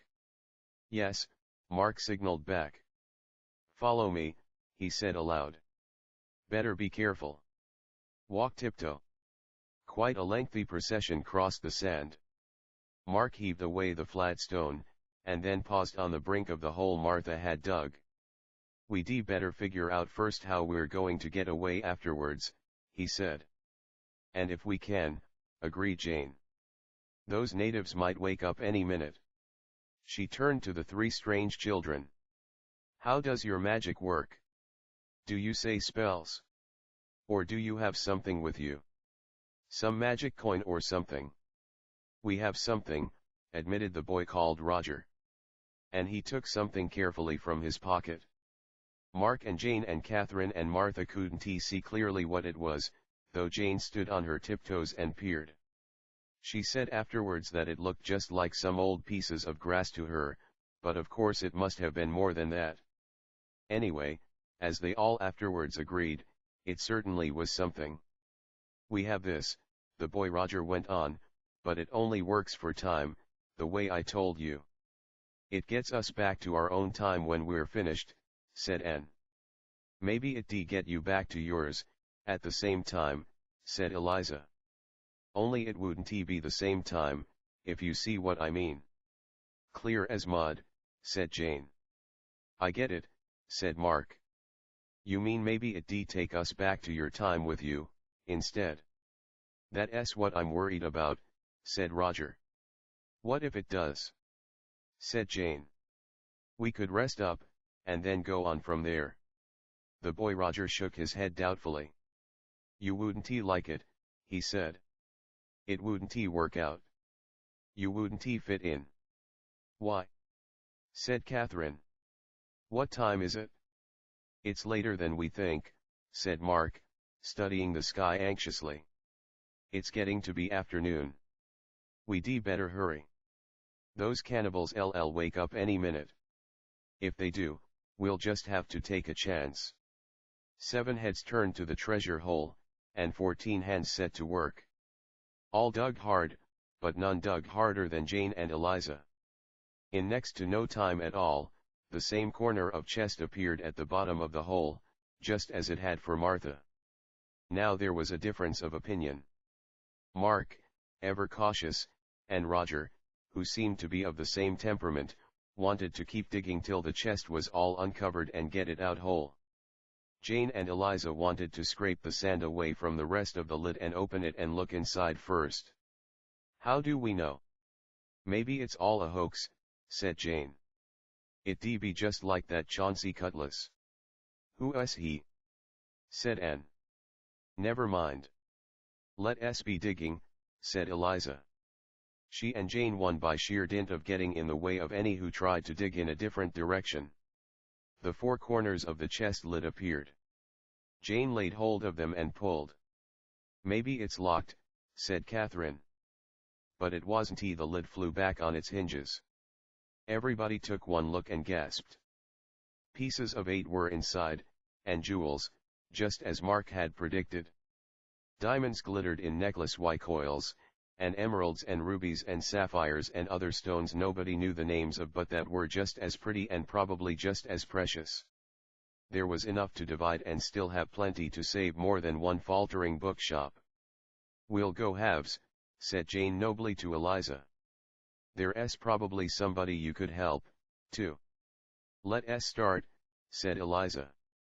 You take a diamond necklace and I'll take a diamond necklace, you take a ruby ring and I'll take a ruby ring. 2 eager hands reached out and down. And at that moment the cannibal chief woke up. He took a look around, rubbed his eyes, and took another. He saw the 7 children, and his eyes flashed fire. Wah! He cried. Samoa! Guna guna. All the cannibals immediately woke up, reached for their weapons, and scrambled to their feet.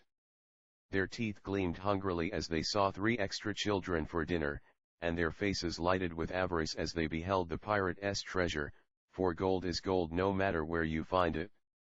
They rushed forward, spears in hand. "Quick!" cried Mark to Roger. "Make the wish. Any time's better than this one." Roger clutched whatever it was he had in his hand tight, and muttered something. Jane and Mark and Catherine and Martha were never sure afterwards what he said. But whatever it was, it did the trick. The next thing they knew, the 4 children were standing on their own beach by their own lake.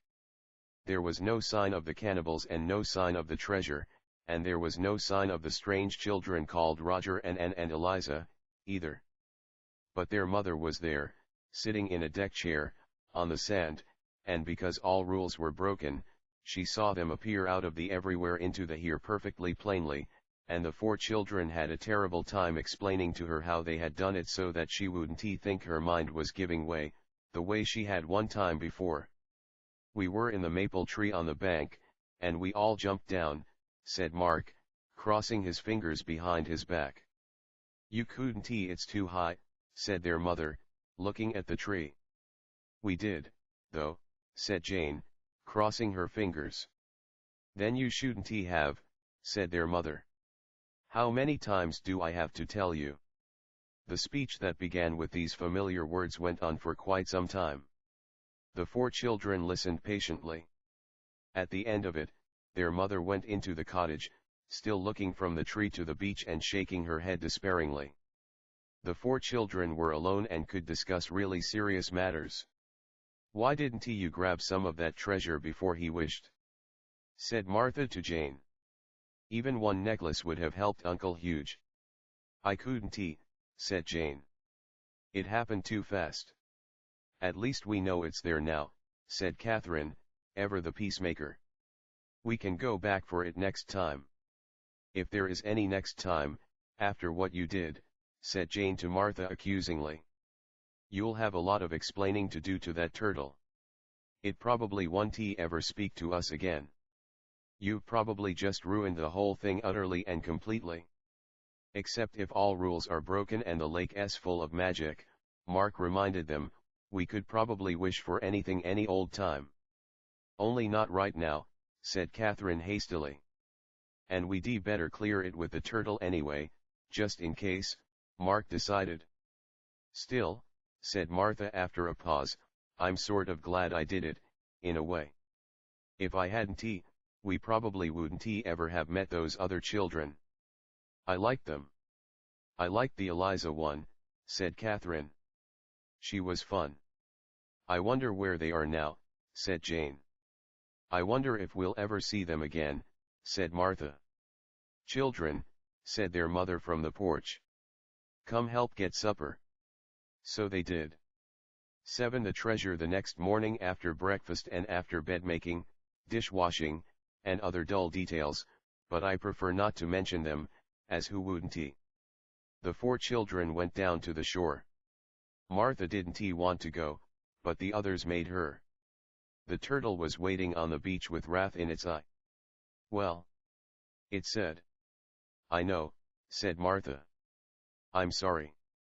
At least," she went on, feeling that she ought to be truthful, "I'm sorry for what I did, but I'm glad I met those children.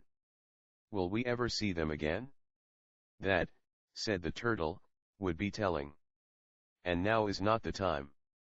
What did I tell you about considering that lake's feelings?" "You told us to wish wet wishes," said Martha with a hint of rebellion, "and I did." "Humph," said the turtle. "A wish out of season's just as bad as a lake out of water. You've heard about disturbing the balance of nature. Well, magic has a balance, too, and when you break the rules, you upset it. I told you once that lake's stronger than I am now. And now you've got it all upset, there's no telling what it might do next." "You mean the magic might dry up?" said Jane. "Either that," said the turtle darkly, "or the other extreme." What the other extreme from drying up might be, no one liked to think. Explode, probably, or come running up the bank and overflow. The 4 children had heard of flood disasters, and a magic flood disaster would probably be even worse. Martha thought of the big snake thing they had seen and trembled. "You mean it's all over?" said Mark. "We can't wish any more?" "I think," said the turtle, "that it would be much safer not to." "Who cares about safe?" said Jane recklessly. "We got to. We got to find that treasure. Now we know it's there." "Why?" said the turtle. "They told it. They told it all about Mr. Smith, and the bookshop, and about business being bad, and all Mr. Smith had done for them, and how much they wanted to help him in return." The turtle, so far as could be seen, what with the shell, relaxed a little, as it heard their story. It said, when they had finished. "Good intentions again. Sometimes I think they're worse than the other kind. Still," it added thoughtfully, "you never can tell with magic. It might take that into consideration if I went and explained to it. It might think the end justified the means. Though that," the turtle went on, with a severe look at them all, "is a highly dangerous doctrine, and one I shouldn't think of recommending to you mere mortals." "Why, you could justify anything that way." "I know," said Catherine wisely. "Wars and conquest." "Exactly," said the turtle. "Look at Napoleon. But that's another story." It broke off and studied them with its cold, hooded gaze. "I wonder," it said, "exactly how much you want to help this friend of yours. Would you do it if it meant your last wish?" "Our last wish on the lake," said Mark, "or our last wish ever." "It might even come to that," said the turtle. All eyes met, and all hearts sank for a moment. But all spirits were steadfast. "Yes," said Mark. The 3 others nodded. "Then I'll see what I can do," said the turtle. "I'll go speak to that magic. I'll put it up to it man to man, as you might say." "What do we do in the meantime?" said Jane. The turtle looked at her. "I haven't the least idea," it said coldly. "What do you usually do?" And it turned to go. "Wait," said Mark. "At least tell us when to expect it. If it happens at all, I mean. Because if we aren't prepared, we might make a mistake again, and it would be awful to waste our one chance." The turtle's gaze softened. "The only way I know to straighten out a mess like this," it said, "is to go back to the beginning and start over." "With the same old rules?" said Catherine. "Every third day?" said Martha. The turtle eyed her. "I always thought that a very sensible arrangement myself," it said. "It was good enough for me and my father before me. Not to mention sundry enchanters of Eld." "Then it'll happen day after tomorrow," said Jane. "Don't count on it," said the turtle. And it walked into the water and swam away. The rest of that day and all the next one passed uneventfully. A few good things happened, like driving into Angola to see Chapter 7 of Ruth Roland in Ruth of the Rockies, and the time Mark saw a bird that wasn't in his small bird book, and Mr. Smith brought a big important one home from the bookshop and Mark looked it up and it turned out to be a blue-gray gnatcatcher, which is very rare, at least at an Indiana lake. This wasn't very interesting to anyone but Mark, but then there is nothing so boring as birdwatching, except to those people to whom it isn't boring at all. And otherwise little happened that was worth recording, and little was said that needs repetition. The third day dawned neither very good nor very bad. It wasn't the kind of sunny singing morning when miracles seem made to happen, but it wasn't the kind of dungray day that discourages all hope, either. Clouds ringed the sky, but there were bright intervals. The 4 children assembled on the beach rather late, wanting to give the magic every opportunity and not rush it. No one breathed a word of the question that was in all hearts. No one had to ask what the wish was going to be. No one but Mark even spoke. He marched straight to the water's edge, and Jane took one of his hands and Catherine took the other, and Martha joined on at one end. "I wish," said Mark, "that we would find the buried treasure." Immediately everyone gasped for breath, and a great wind seemed to blow away the world, as it so often does when you wish to be taken somewhere by magic and it happens. "It worked," said Martha, when the wind stopped and she could catch her breath. "You didn't say what buried treasure," said Jane to Mark. "You didn't wish we could keep it, either." "What does that matter?" said Catherine. "We're here." "Yes, but where?" said Mark, looking around. "This isn't our island." And it wasn't instead of the well-known sand and sparse palm trees, lush vegetation met the four children's gaze. The trees hung with ripe fruits, rare flowers laid their scent upon the breeze, and pure, clear streams coursed everywhere.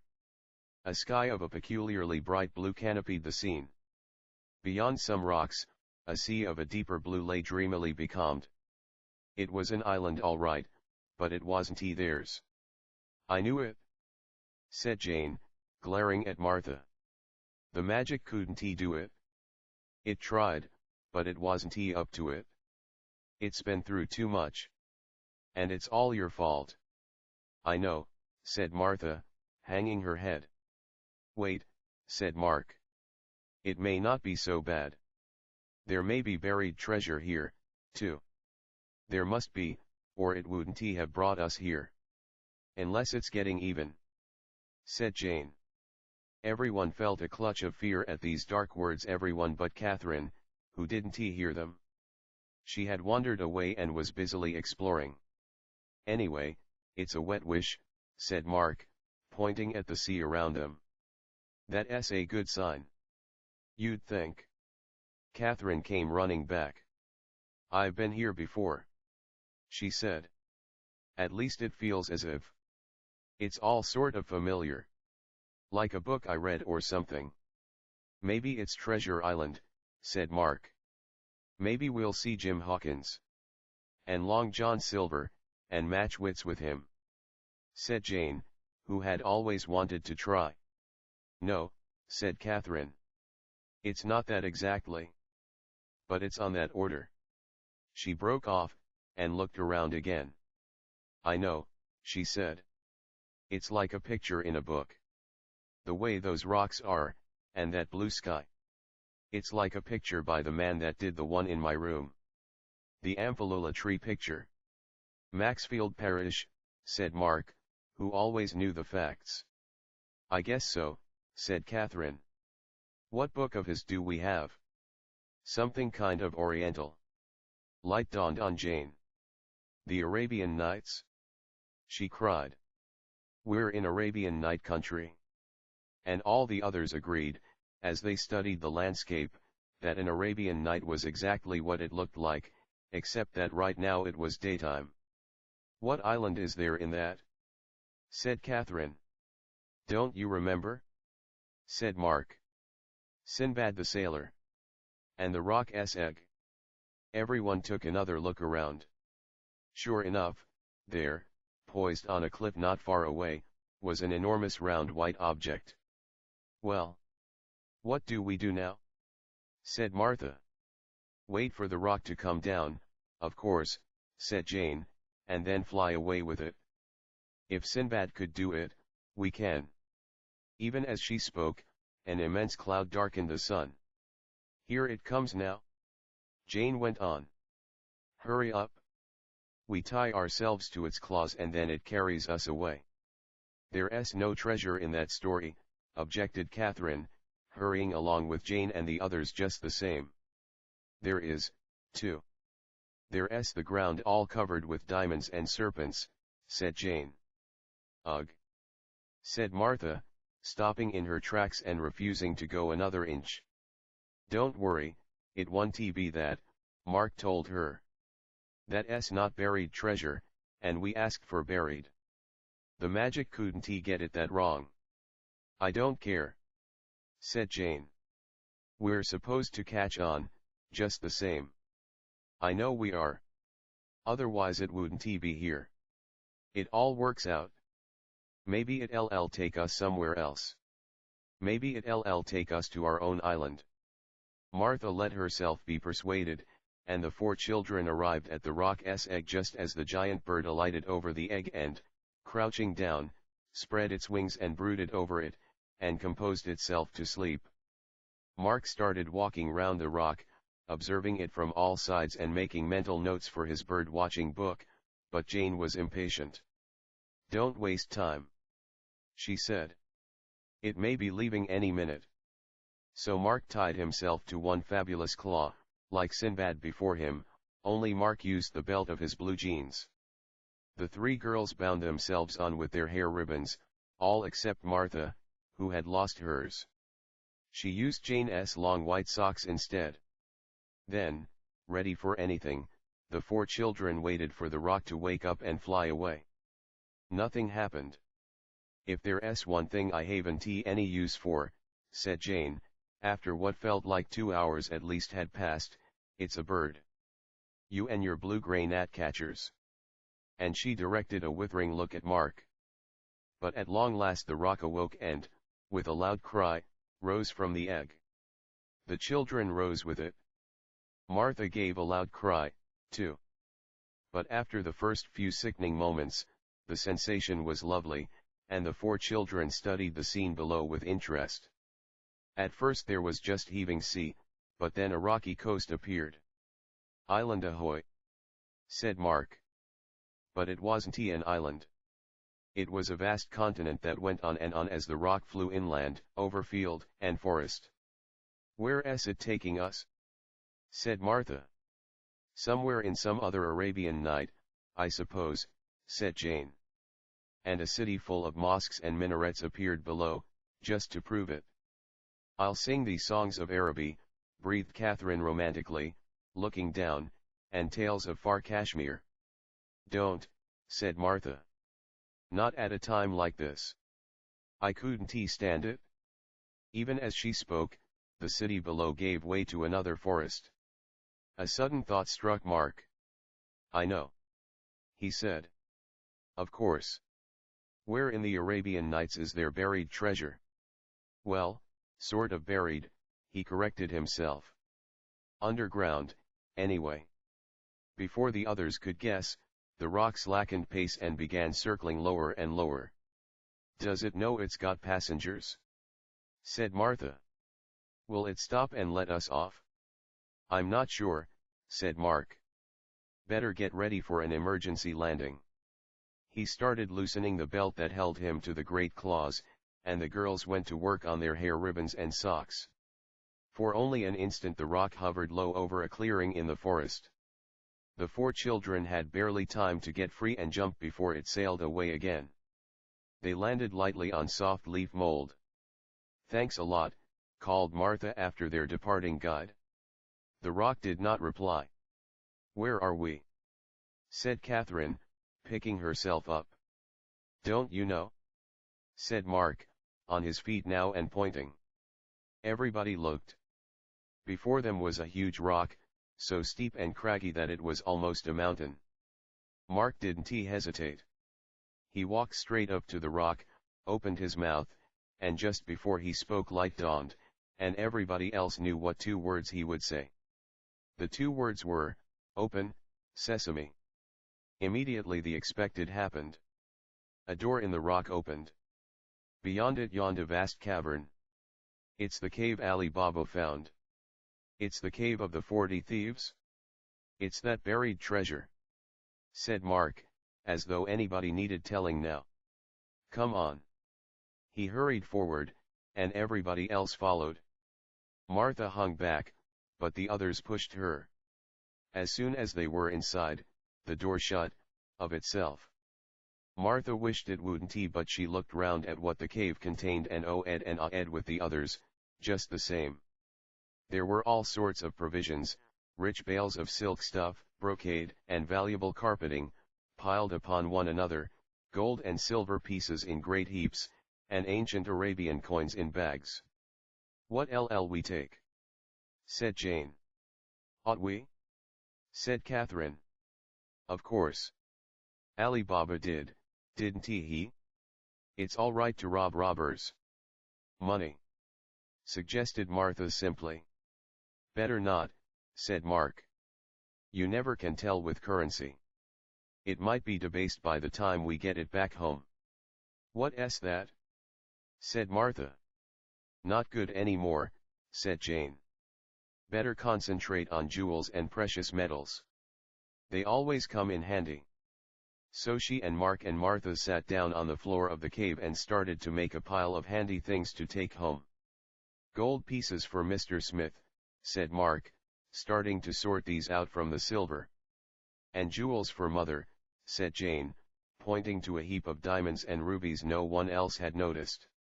What about these carpets? Said Catherine, tugging at a pile of rugs.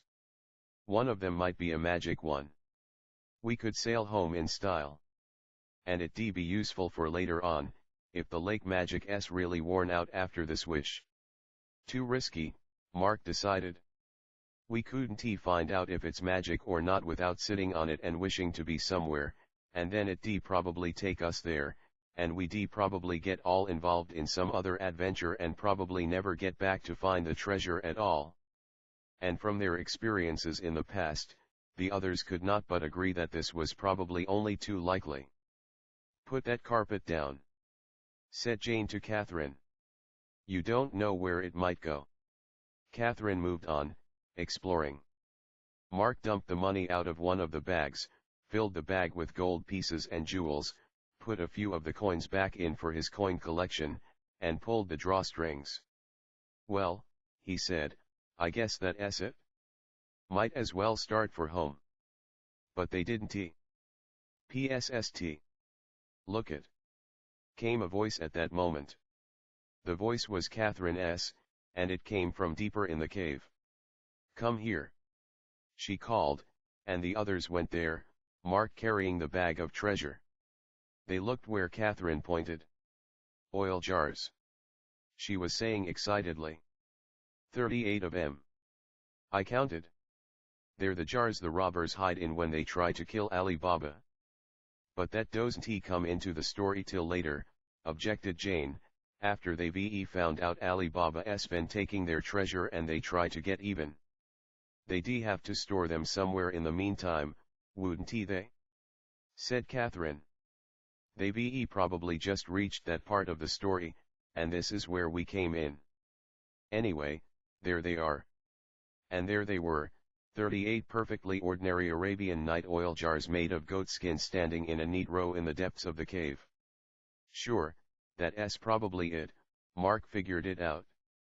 They've probably just bought the oil jars, and tonight the robber chief will take them to Ali Baba's house with the thieves hidden inside them, and then in the story they're supposed to jump out and kill everybody, only that slave girl thwarts them. Maybe there's thieves hiding in them right now? Said Jane. Let us go home, said Martha. Wait, said Catherine. And daringly standing on tiptoe, she peeked into one of the jars. But it was empty. And so were all the others when they looked, except one that was full of oil, for the appearance of things. We'd better hurry, though, said Mark. They may be here any minute. Wait, said Catherine, again. I wonder how it feels hiding in one of those things. I've always wanted to find out. And before anyone could stop her, she had climbed on a convenient chest and was easing herself down through the neck of the nearest jar. Plenty of room inside. Her voice came to them hollowly. It smells of salad dressing, though. Come out, called Martha beseechingly. Just a minute, said Catherine's voice. There was a scrabbling sound, followed by a silence. When she spoke again, she didn't sound so daring. I can't, she said. I can't catch hold. It's slippery, and it sort of gives. How did the robbers get out in the story? Said Jane. They used a knife, and cut their way through, said Mark. Who's got a knife? Nobody had one. Fate chose this moment to bring a sound of chinking and clanking from outside, as of many people mounted upon mules. A voice cried out something. The 4 children couldn't hear what it said, but it sounded all too much like 2 fateful, and familiar, words. "Somebody do something!" cried Martha. "It's those thieves.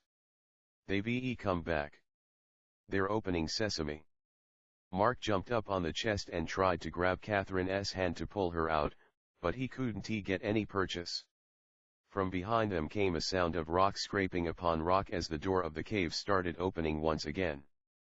"It's too late," said Mark to Catherine. "Scrook down.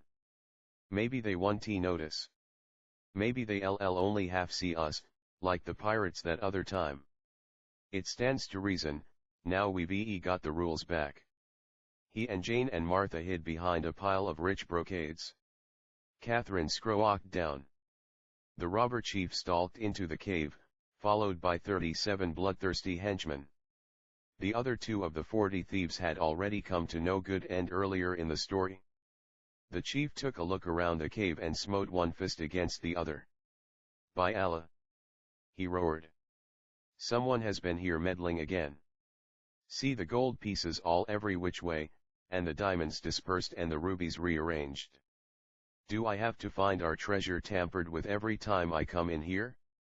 Probably that miserable Ali Baba butting in once more. But we shall give him bastinadoes and send him to Gehenna before this day is done, or know the reason why." "Please, O All-Highest," said one of the thieves, investigating the pile of rugs. "The magic carpet has been tampered with, too. You see?" hissed Jane to Mark, behind the pile of brocade. "It was magic. Don't you wish now we sat on it?"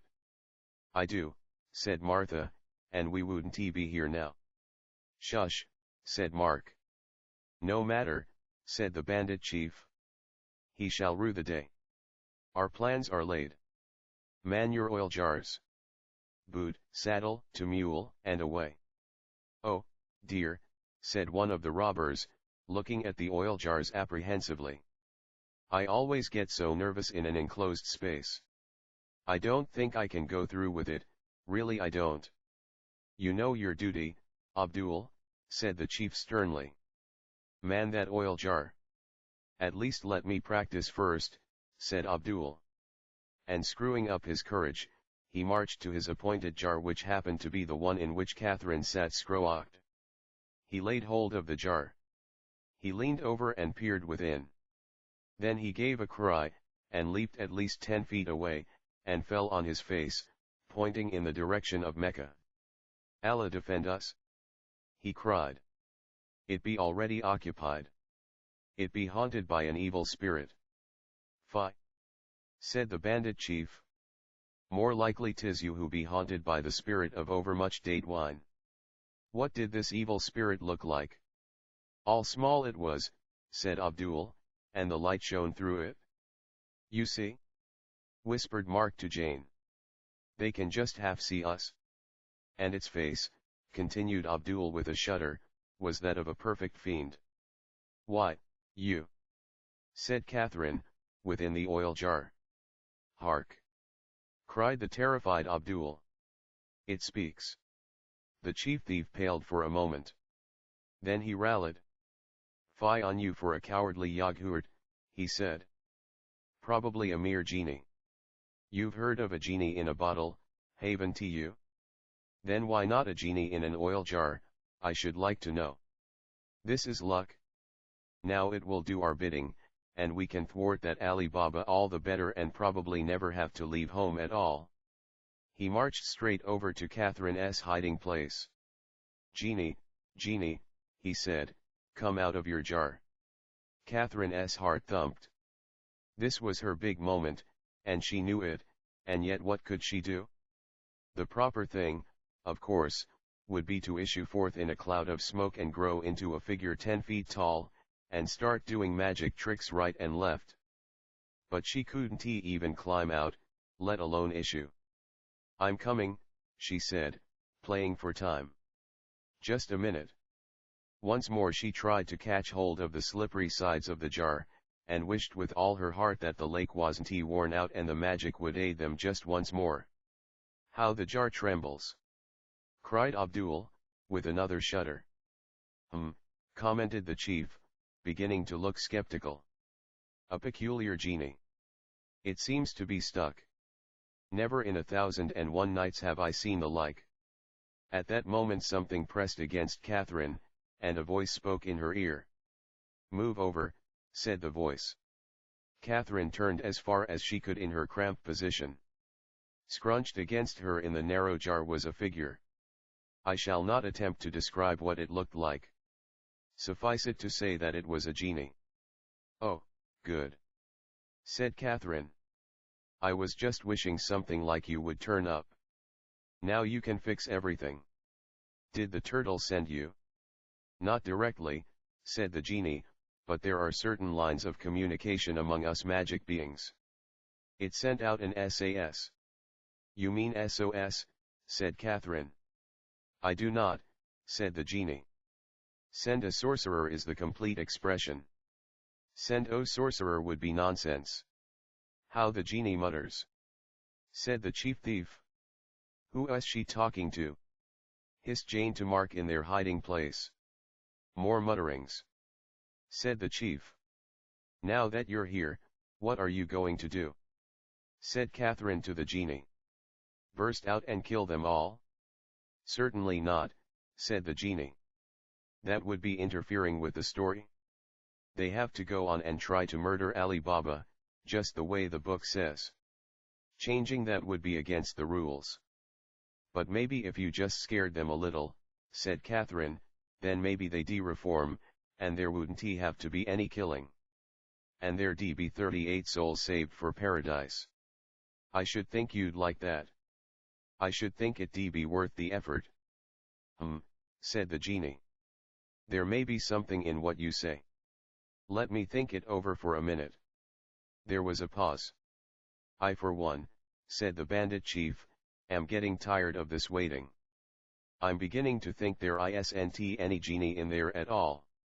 Mayhap whoever was meddling with our treasure is hiding there, instead," said one of the 37 henchmen. "Mayhap 'tis Ali Baba himself, and now he's our prisoner," said another. "It didn't look like him," said Abdul, "unless he's shrunk." But the others paid him no heed. "Whoever it is," said the chief thief, "we shall give him a surprise. Fetch the jar with the oil and pour it in and suffocate him. That should teach him, genie or not." Ready feet ran to get the jar, and ready hands raised it to the waiting brim. "It seems to me," said Catherine in the jar, "it's time to do something." "I could not agree with you more," said the genie. "Suffocate me, would they? That settles it. Watch this." And a cloud of smoke enveloped him, and he sailed out of the jar in its midst and grew to at least 12 feet tall before the startled eyes of the 38 thieves. And in some way that Catherine never afterwards figured out, the genie carried her along on the smoke with him. The smoke made a soft seat, though it was rather warm and steamy underneath. "There," said the genie, depositing Catherine safely on the floor of the cave. He turned to glare at the robbers, and even their chief quailed. "Well, genie," he said, trying to put up a show of bravado. "Have you come to do my bidding?" "I certainly have not," said the genie. "On your knees, villains." Mark and Jane and Martha ran out of their hiding place and joined Catherine, watching to see what would happen next. "What did I tell you? It is an evil spirit," cried Abdul. "And 4 imps with him." And he and the chief and all the bandits flung themselves flat, little heeding whether they faced Mecca or not, and rubbed their faces in the dirt in terror.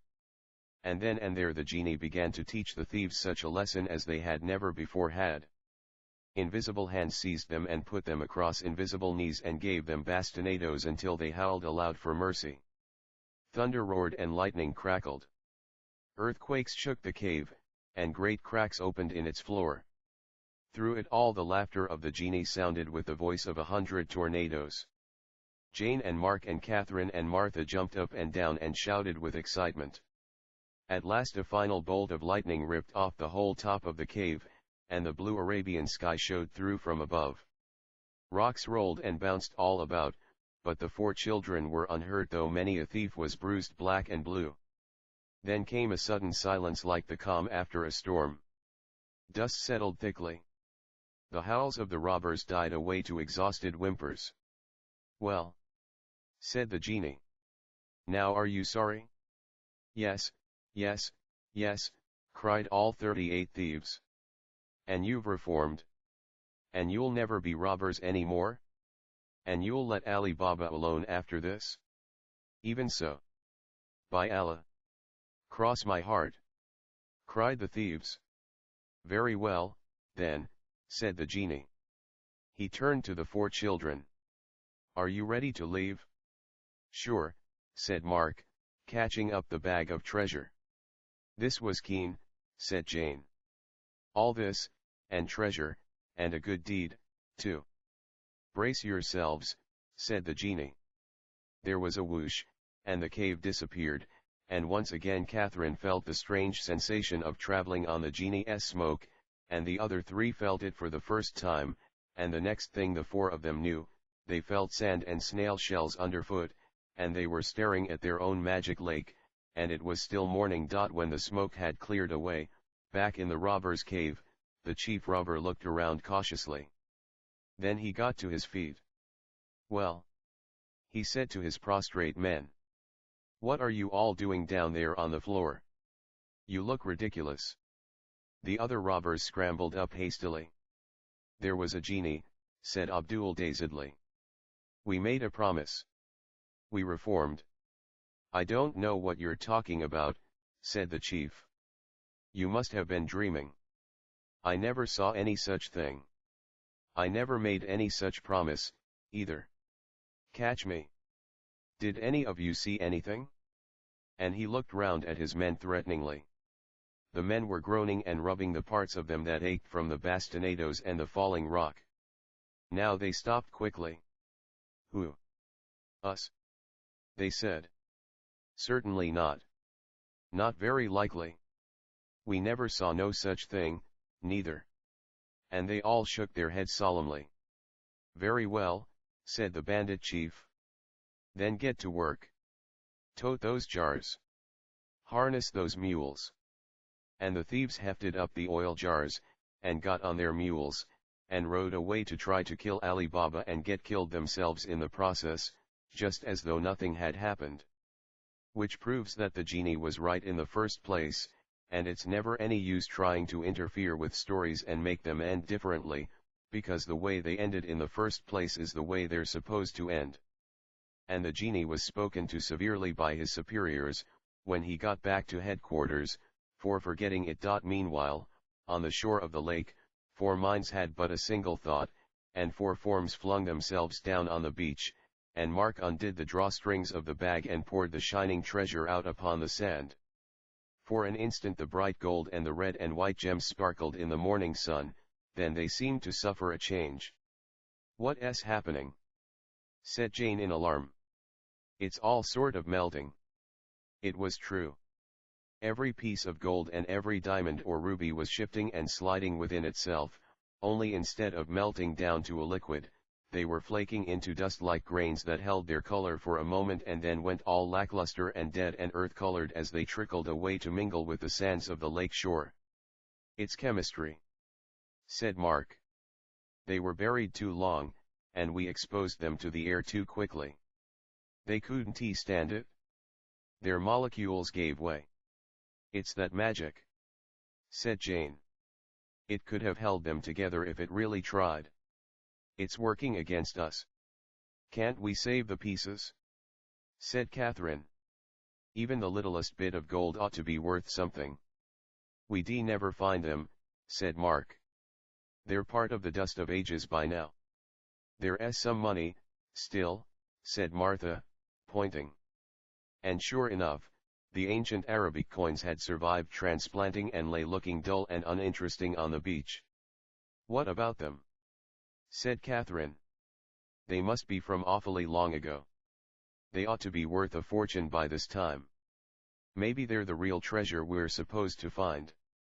But when Mark ran and got his rare coin catalog from the cottage and looked them up, it turned out they were the commonest ancient Arabic coins there were, and they weren't worth anything at all hardly. And they weren't magic talismans, either, because the 4 children held each one in turn and wished, and nothing went on happening.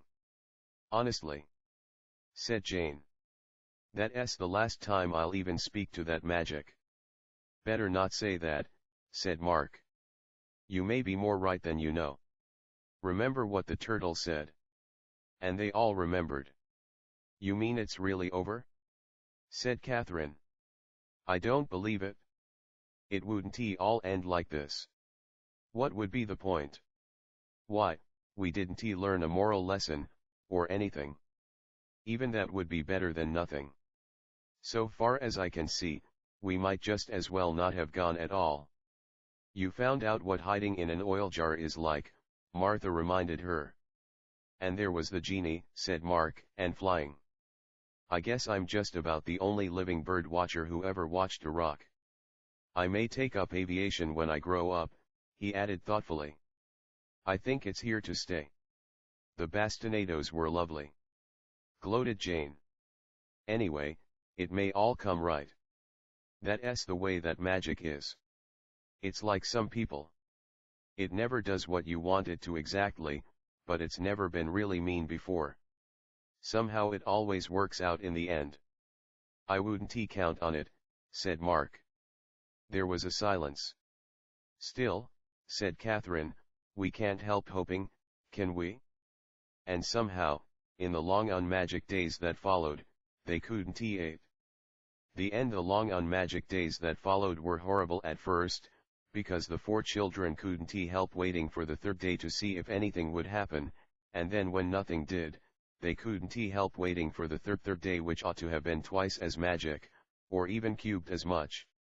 And when nothing happened then, all hope was despaired of, but after that things began to settle down into the normal Lake Y routine. Picnics were had, and walks were taken. Motorboat rides were even enjoyed. Mr. Smith taught Mark and Jane to paddle the canoe. Mark went on with his bird watching and became quite knowledgeable about the least bittern. Catherine and Martha started a butterfly collection, only Catherine was always too tender-hearted and let the butterflies out of the net again after she caught them. Martha, of course, knew no mercy.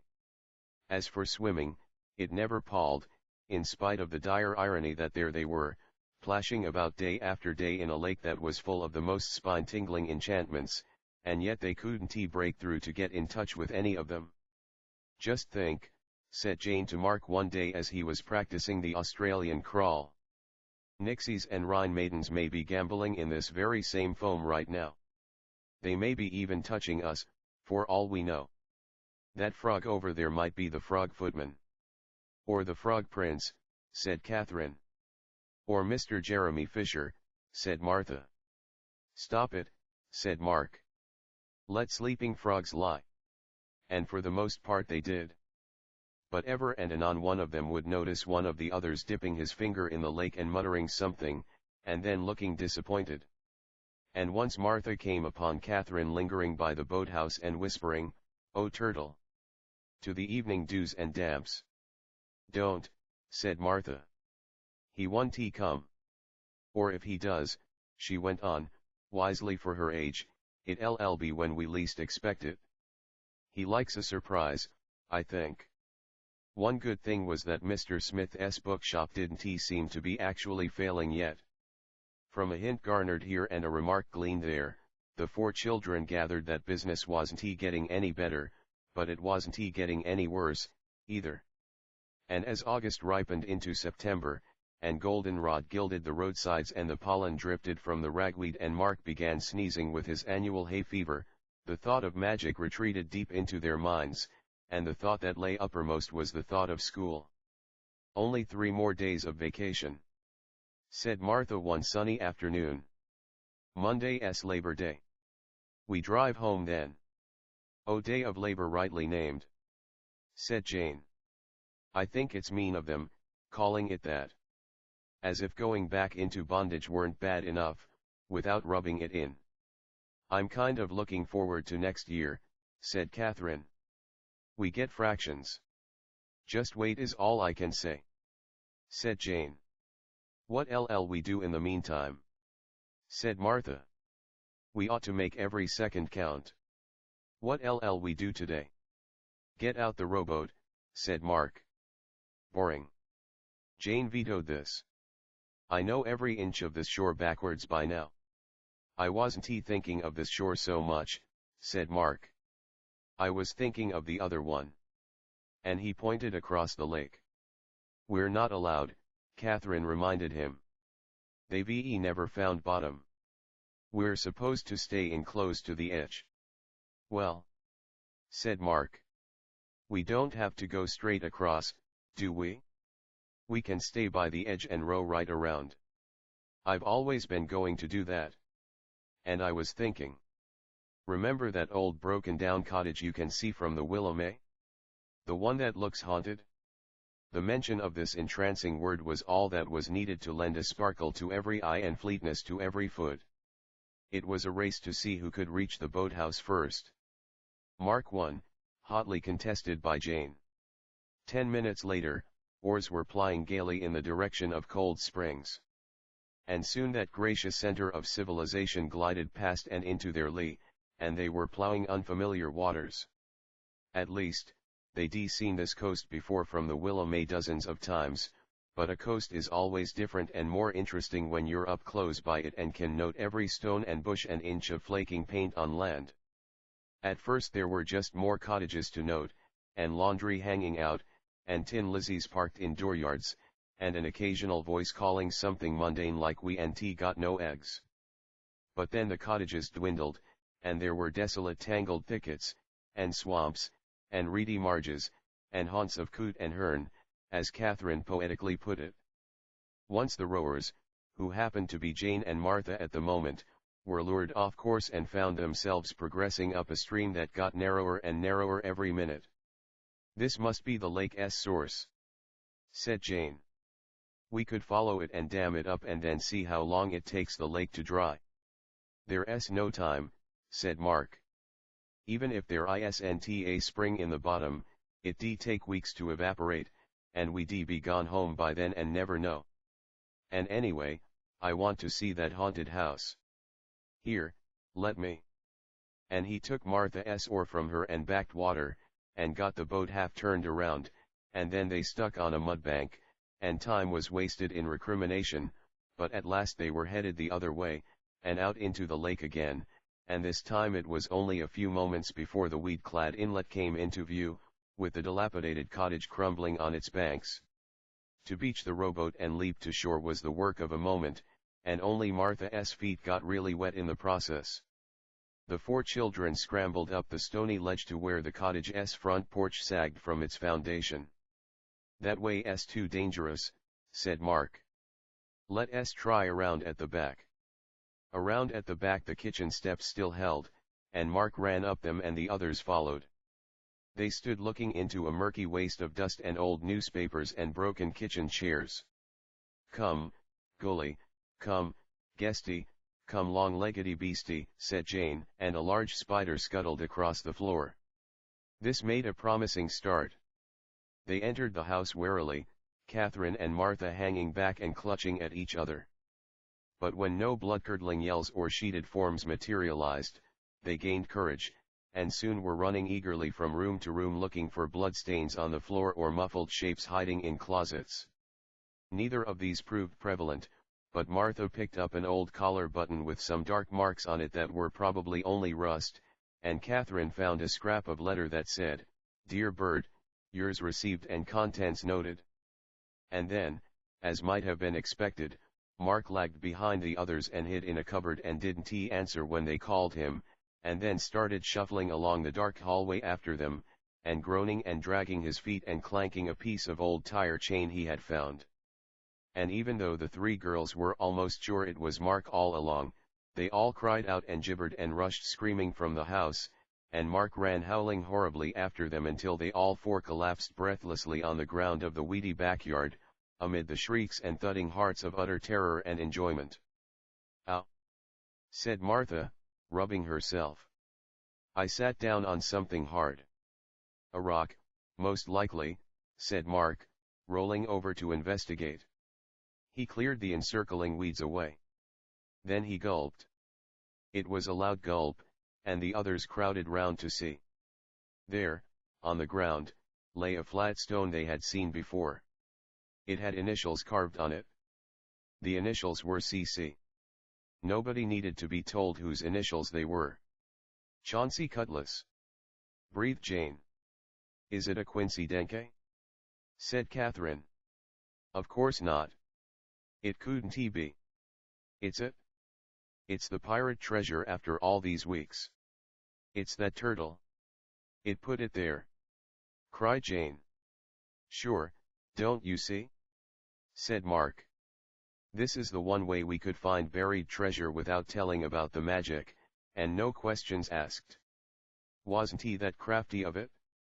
Well, what are we standing here for? Let us be digging, said Catherine. Wait, said Mark, and then stopped, thinking hard and fast. Look.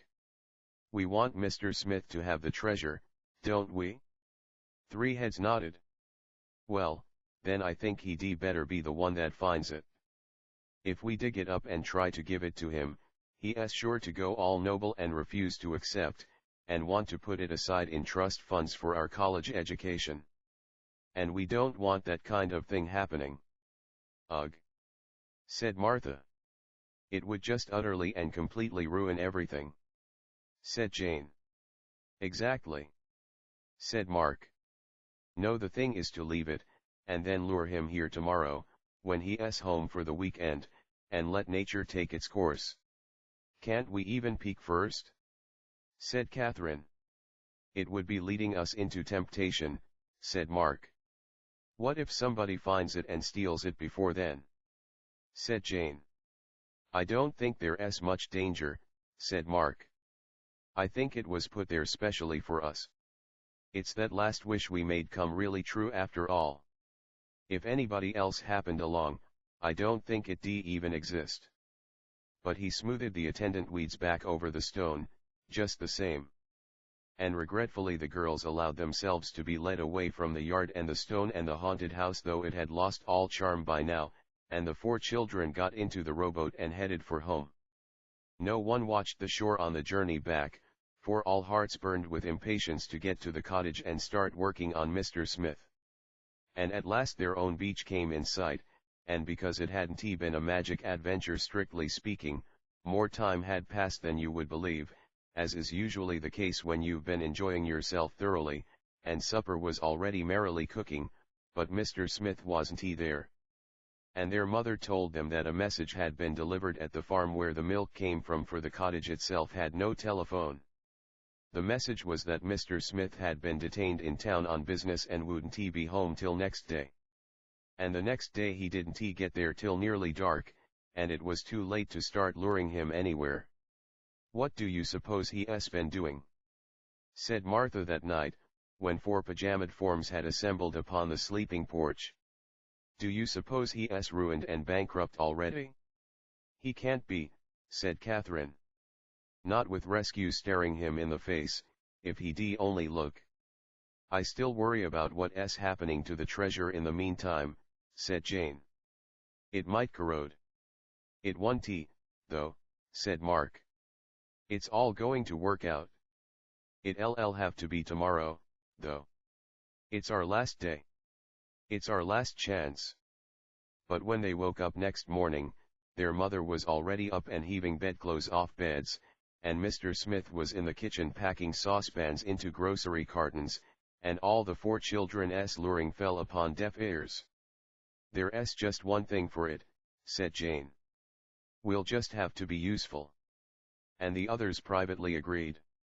And they worked so hard and fast, and dropped so many hints in between chores, that the unknowing grown-ups finally got the idea, and their mother finally said, everybody's being so good, I think we all deserve a last treat, just as they had willed her to. And though a visit to a haunted house wasn't perhaps the treat the grown-ups would have chosen, still, as Mr. Smith said, this was supposed to be the children's summer, and they ought to have the say. The car was packed now, and the cottage swept clean of all familiarity, except for the bathing suits still hanging on the line. Mr. Smith had decided they would drive home that night to avoid Labor Day traffic next day. "We'll have a picnic lunch at your haunted house, come back here for a last swim, and then have dinner at the hotel before we go," their mother decided. 5 minutes later they set out, Jane and Mr. Smith leading the way dashingly in the canoe, and Mark and their mother and Catherine and Martha following in the rowboat. The haunted house was there waiting. And because the 4 children didn't want to be too obvious about the treasure, they had to pretend to be scared all over again, though it was an old story. And then they warmed to the spirit of the thing and hid in a closet and pounced out, and their mother obligingly shrieked a couple of times, and then it was time for lunch. The 4 children chose the spot for the picnic, though their mother suggested other, less weedy, places. Jane and Catherine spread the picnic tablecloth. Mark maneuvered it so Mr. Smith would sit in just the right place. Martha watched with bated breath. Mr. Smith sat down. Then he looked surprised. Then he looked beneath him. He said. "This is interesting." "Yes, isn't it?" said Mark unguardedly. Then he remembered and quickly bent over to look at the stone, just as though he hadn't seen it before. "CC," said Mr. Smith, reading the initials. "That must stand for old Mr. Catamole. He used to live here. They were telling me about him at the hotel the other day." "No it doesn't," said Martha. "It stands for—" "Shush," said Catherine. "Well," said Jane impatiently. "Aren't you going to dig? Aren't you going to find out what's under it?" "I don't suppose there's anything," said Mr. Smith. He was a peculiar old man. Proud of anything that was his. Used to put his initials all over everything. Some people said he was a miser. They never found any money after he died, though. "He was?" "They didn't?" said all 4 children. Their fingers were itching. What they were itching to do shone in their eyes. "You might as well humor them, Hugo," said their mother, with a long-suffering sigh. And Mr. Smith began to dig. "Wasn't he that clever of the turtle?" said Catherine some time later, as they lay on the beach after their last swim. "Changing the pirate's treasure into good old American $10 bills right before our eyes. And so many of them." "What I don't see," said Jane, "is how he arranged it so old miser Catamole had lived there in the first place." "That turtle moves in a mysterious way," agreed Mark admiringly. Of course, they weren't going to get the money right away. It seemed that there were rules about buried treasures, just as there were about magic. "And about just about everything, I guess," sighed Jane resignedly. "First they had to advertise for old Mr. Catamole's heirs. And if none turned up, and everybody at Cold Spring seemed to think none would, then the government had to get a lot of it." "Not that I begrudge that part," said Jane. "I'm happy to do my bit." "You mean Mr. Smith's bit," said Mark. And it was going to be all right about the bookshop, anyway. Because what had kept Mr. Smith in town was that a man had turned up who thought Toledo, Ohio, needed a bookshop, and he was willing to invest some money to make Mr. Smith's bookshop a bigger bookshop. "And even that didn't happen till after we found the treasure," said Mark. "I checked on the time. So you see the turtle did it all. And if any of the miser's money did come to Mr. Smith, he was going to buy a summer cottage with it, so they could have a summer by a lake every year. Only not this cottage, because it wasn't for sale. And I hope not this lake, either," said Jane. "It would only remind us." "You're thinking what I'm thinking," said Mark. "Yes," said Jane. "No more magic for us. It stands to reason. Some people never get any at all, and we've had it twice." "3's the magic number," said Catherine wistfully. "Even so," said Jane firmly, and notwithstanding. And in spite of their greedy youth, Catherine and Martha had to agree. "The only thing that bothers me," said Catherine, "is I thought we'd get to talk to the turtle one more time. I wanted to thank him." "And I," said Martha, "wanted to ask about those 3 children we met. I liked them." There was a pause. "Children," called their mother. "Time to go." The 4 children got up. They stood looking at the darkening water. "I'm going to miss this lake," Mark said. "Another one just won't be the same," Jane agreed. "If anybody ever plays back home in Indiana, again," said Catherine, "I shall cry." "It'll be better to start fresh, though," said Jane. "Next year." And the 3 of them turned their backs on the lake and started for the car. Martha lingered. She went close to the rippling edge. "Oh, turtle," she said softly. She waited, listening. There was a tiny plashing sound, and a head and 2 front feet appeared where the water joined the land, with a humped shell behind them. "Well," said a cold voice. "Don't worry," said Martha quickly. "I understand about probably no more magic, and I'm not asking for anything more. I just wondered about those children we met. That Roger and that, and I just wondered, will we ever see them again?" The turtle blinked once. It put out its tongue after a passing midge. Then it spoke. "Time will tell," it said. Martha's heart beat faster. "Oh, good," she said. "In books that's always a good sign. At least it's better than no.